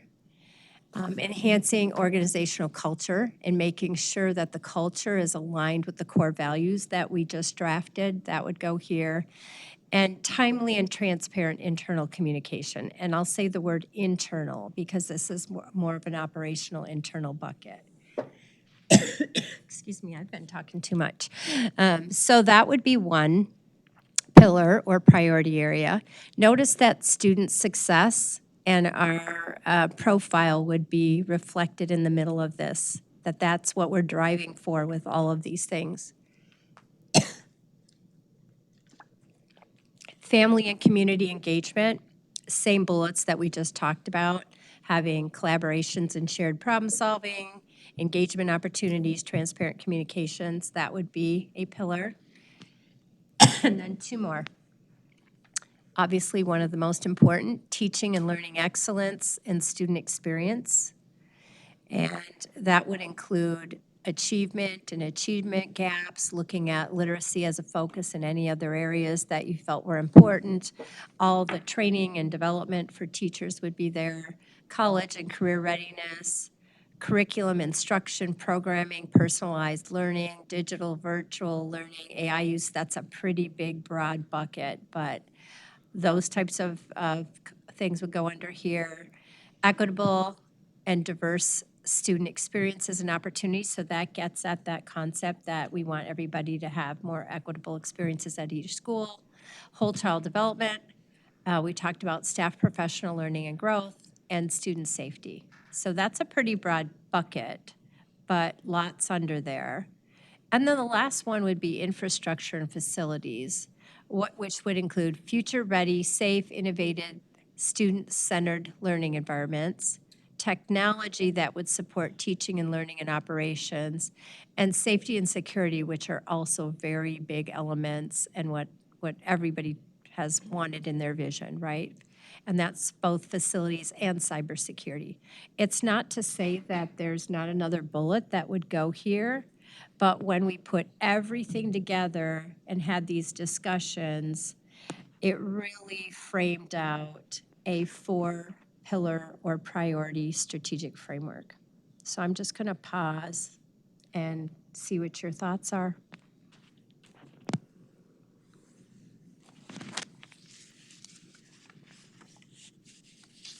my reflection when taking this all in is there's a lot here, and I think the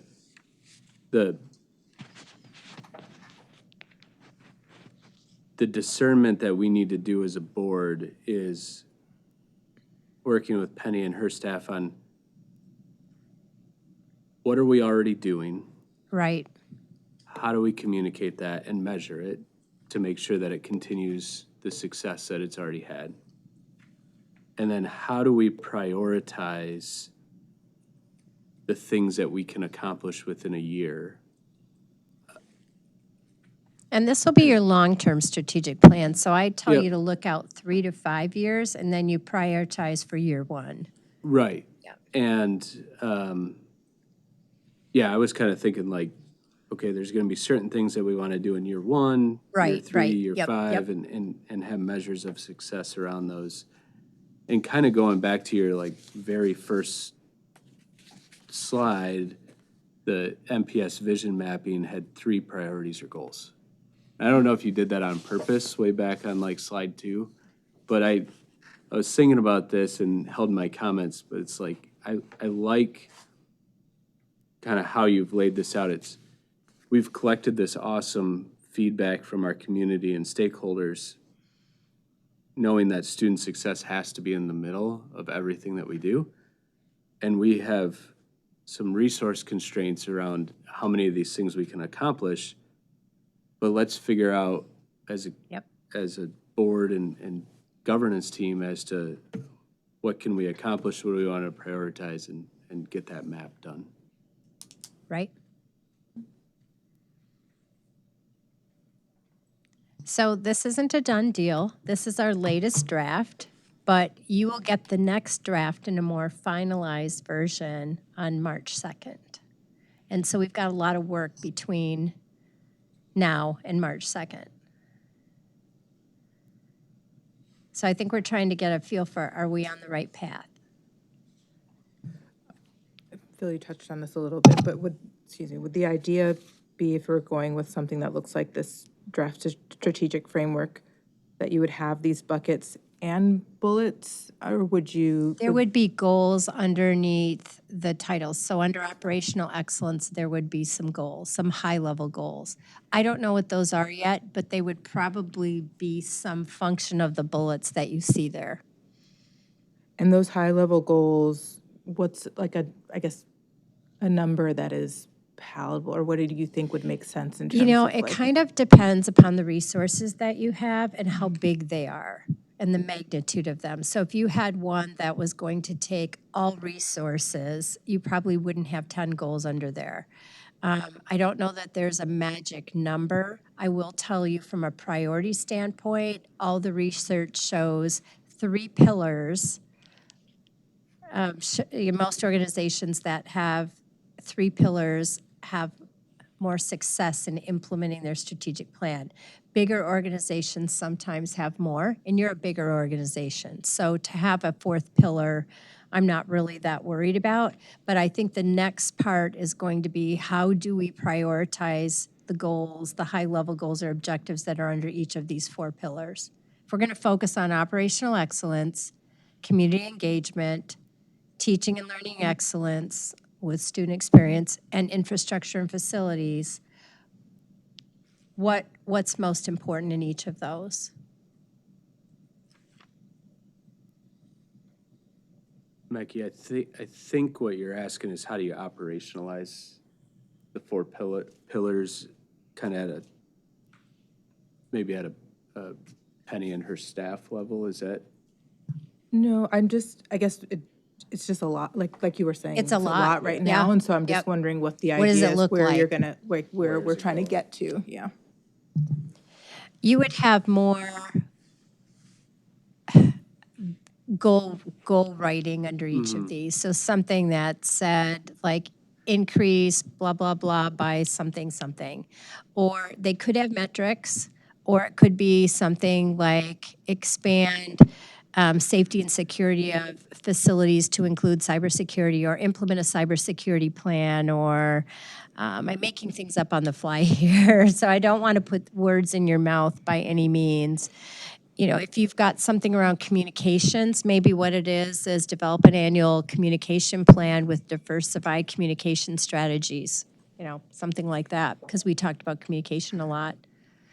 Or maybe there's one goal around making opportunities accessible across all elementary schools, and you decide what those are and how they're going to be implemented. I mean, I think that, looking at this, like you were saying before, Phil, there are some of these things that we do all the time, right? Like it's not, and that's not ever going to go, it's not going to go away just because it's not one of our goals for the quote unquote strategic plan. We're still always going to be working on teacher and staff excellence and, professional development. Like but I think one of the things that as we implement this and that organizational culture changes and shifts, right? Like then we start thinking about, the professional development that we're doing, is it aligning with these other parts and pieces, these profile graduate or, connecting to our IB learner profile? Like we start drawing those lines in a way that makes our internal and external communication more streamlined and simplified and easier to understand, right? Like part of what I've been thinking about is Mecky's comment about communication. And just because we're communicating something doesn't mean that people understand it. And so that piece of how how all of these things tie together, and some of these things will be, something that we really focus on in 5 years versus infrastructure. We'll focus on infrastructure differently if and when we pass a bond versus if we don't have those financial resources. So I think those things are going to be in flux regardless. So Absolutely. I think the planning team needs to help discern the next level and the leadership team. Yes. Because they'll be doing the bulk of the implementation. So they need to draw that line between governance and operations.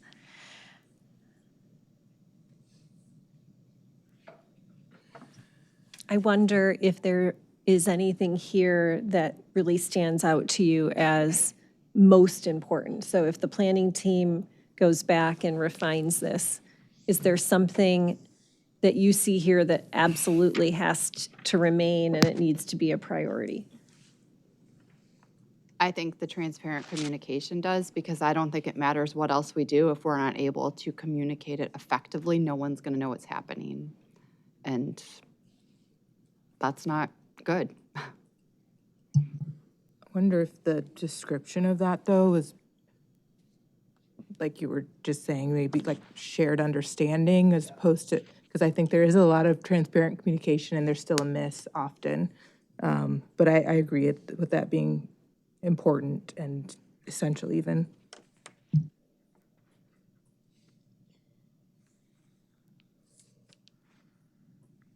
I see the technology piece, the AI, safety, security, cybersecurity. I feel like that is something that has to be on the radar at every level. When our students are saying, instead of telling us not to use it, show us how to use it responsibly, I don't think we can ignore that. I also think it's not written exactly as one single bullet point, but the consistency and equity aspect that we receive feedback on across the school district and different schools needs to remain.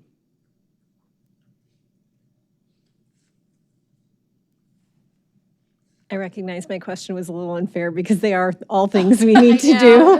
And to your point, I guess I'm just trying to help us understand how we come together with your priorities. I think our team over here at this set of tables has a sense of what we know needs to happen. And when we come together as a planning team, just sifting through that a bit. Okay.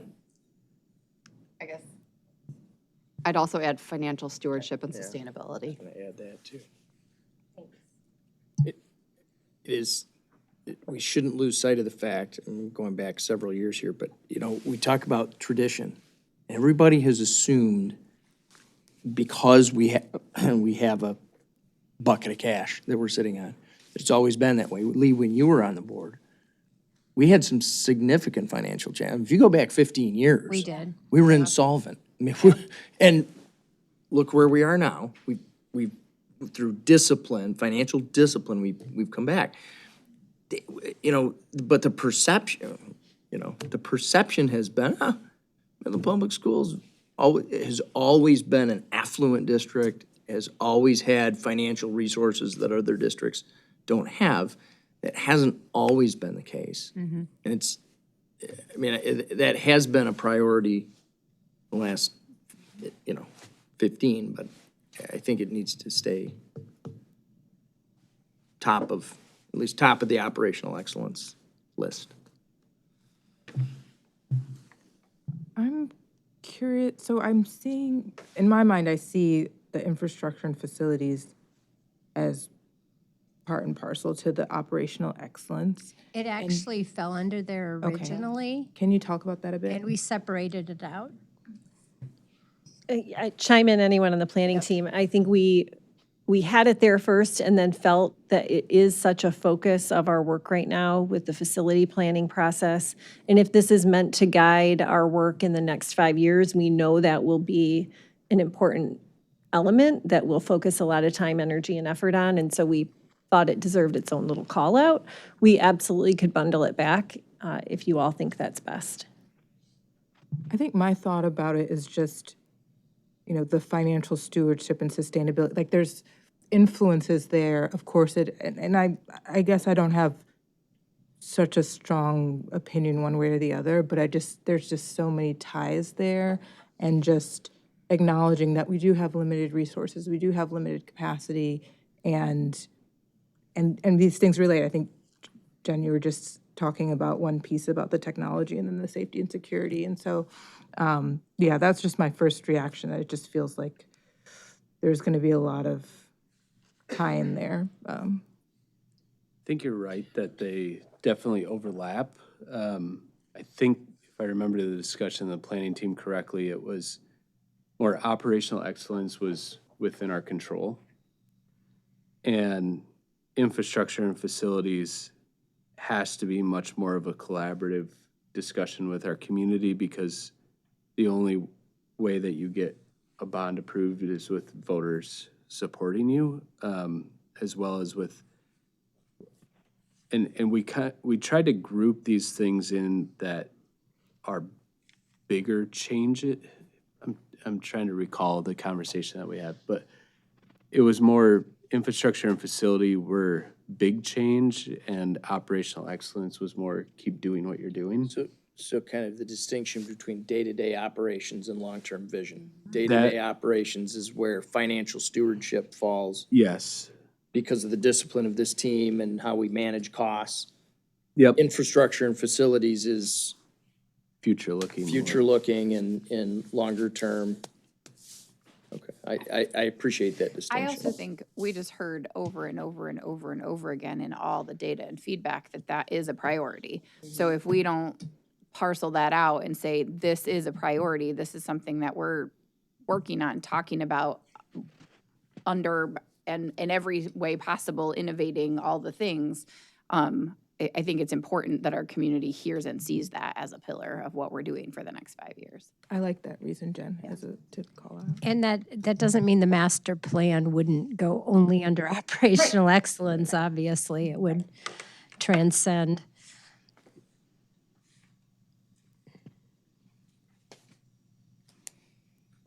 So from that discussion, I circled 5 bullets. So the first and last one on operational excellence, the last one on the community and family, I circled equitable and diverse student experiences and opportunities under teaching and learning, and then technology under infrastructure and facilities were the 5 that I circled from our discussion. I miss anything? Or is that the same notes you guys had? They're pretty close. I mean, technology came up in a couple places, so I circled it in all places. Okay. Communication comes up in a couple places too. So we'll look at that and look at the best place. These will be turned into goals, so they'll be in goal language next. Okay. I don't want to lose sight too. was community partnership, family and community partnership, one that you circled? No one really mentioned that, did we? I This, think it's a good one to highlight. I feel like that was also, if, Like engagement opportunities. yes, Yeah, I feel like that if we go back to your point, Jen, of a clear theme in our data set, it was a desire for us to be part of the community and the community to be part of us. And to your learning communities comment and your learning communities comment, I wonder if we might think about that too. Although, before you know it, we're going to have them all circled, so we should just. I think we need to have, you need to discern what you're already working on. Because I think there are some things on here that you have plans to do, like you're not going to ignore student achievement, for instance. So we need to assess what things you're already working on that you know that you have to have goals around, and then look at these prioritized areas and start drafting some goals, and then we'll play with those. So next steps, and we can talk about anything you want beyond or go back to anything that was brought up too, but next steps will be the planning team and the leadership team will be discerning those and prioritizing goals under each of these areas and drafting that out.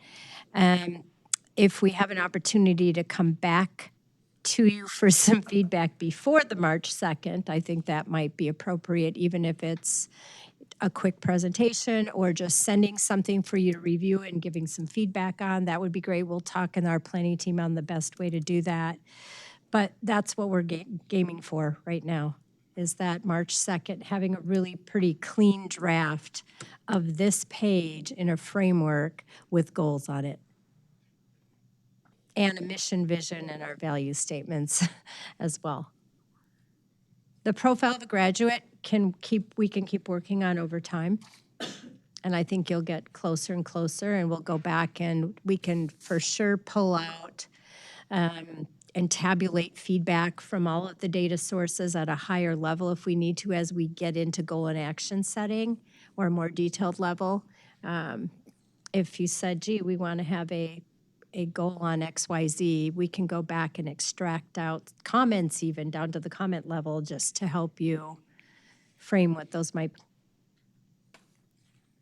I'm also really intrigued to hear leadership team perspective on those goals too, right? Like what we think is one thing, but actually that piece of it, that collaborative piece. And I love how that's already played out even in the conversations that we've had as a planning team and words like innovation and, things like that. So, yeah. Anything else for the good of the order? You've done an incredible job. Thank you. It's a lot. That is so much to listen to at one point. And I can tell that all of you perused through that big packet of data as well. And a reminder to the public that we will have a finalized report for everybody to be able to access to. Can I ask a quick question? Yeah. Maybe this is something I can get offline too, but the finished product of this strategic plan, can you just generally, what would that look like? Well, what we want you to vote on is a one-page high-level plan with your pillars and priorities, your mission, vision, values, and the high-level goals. The other pieces that will come with that are a plan of work, a more detailed plan of work with that next layer of how will we achieve those goals. And so kind of think of it as, and we can do it in many different ways, but think of it as an action plan. Who's going to do what by when? What are the metrics? Do we want to assign metrics to some things? If it's a go-do, your metric might be % completion by XYZ. If it's we want to hit target A or increase something by X%, then that would be a target metric. But that will drive then some type of accountability plan that you're all going to have against that strategy. Now, if you want a written formal document, we can put it in a 30-page blah, blah, blah, but most people are moving. The best practice now is a clear, concise, one-page, something like this, but then with supporting documentation on the implementation plan for those, if that makes sense. I've got it on here that we'll look at a scorecard, a dashboard, whatever other things like that that you want to measure your success. It will include a communication plan. It'll include a plan to engage and look at your budget cycle so we know what you're doing when and what you have to resource. Does that answer your question? Okay. We don't want a 55-page strategic plan that nobody's going to look at. I just want to say thank you both to the community and everybody that participated because it's extremely valuable input. There's a lot of really good input as well, and we have to act on that input now. And then Leanne, thank you to you and your team.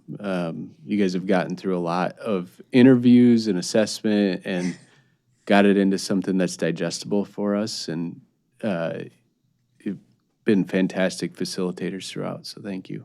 Thank you. We've really enjoyed working on this project. It's had we've had a lot to do in a very short period of time, but we were thrilled to get to this part. So we appreciate that. Great. All right. Well, thank you again. Item 11, study session discussion. Are there any points of clarification or questions from the board?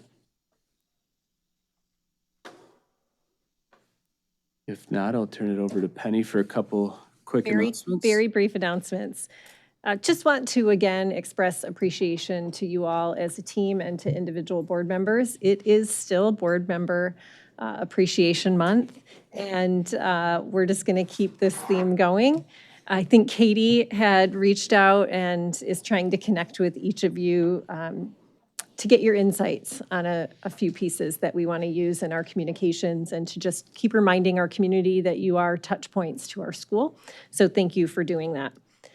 I want to echo all of your sentiments about working with Omni Tech. This team has been great, and to this team over here who has also been part of our planning process, and to the full planning team. Lots of time, energy, and effort have gone into this so far, and this is just the planning. So we know we have big work, important work ahead of us. I want to assure the board and the community who are listening tonight that we are monitoring weather conditions, including temperature. I know it's been chilly. We just encourage families to make sure that they're bundling their children up, particularly if they're standing out for a bus stop or walking to school. But we are monitoring. We don't have like this hard and fast policy that anyone has approved, but we typically use the rule of about -20 with wind chill, and that's when we're really going to start looking at school potentially being canceled. So please trust that we're monitoring that and we'll take action as needed. If you didn't get a chance to just see, and this will be my last comment, a bit of a celebration, we had a great day of professional learning on Monday, wonderful celebrations of Dr. Martin Luther King. Just a really wonderful day, and we had the best student activity. We had, I think, 130 students from Dow High and Midland High joined together at Midland High in the cafeteria with the United Way to make beautiful Valentine's cards for senior services, and those will be delivered as part of the Meals on Wheels later in February. And it was just really a very joyful experience and really wonderful to see so many students, when they could stay home and sleep or do other things out in the community, they chose to show up and serve others, and we're really proud of that. And thanks to the team who put that together and our partnership with United Way and Senior Services. That's all I have. Thanks, Penny. Do I have a motion to adjourn? So moved. Support. Motion by Lauterbach, support by Horowitz. All in favor, say aye. Aye. Any opposed? Okay, You we can't are tell me adjourned. at one meeting that I'm a T and then expect me to sit for 2.5 hours.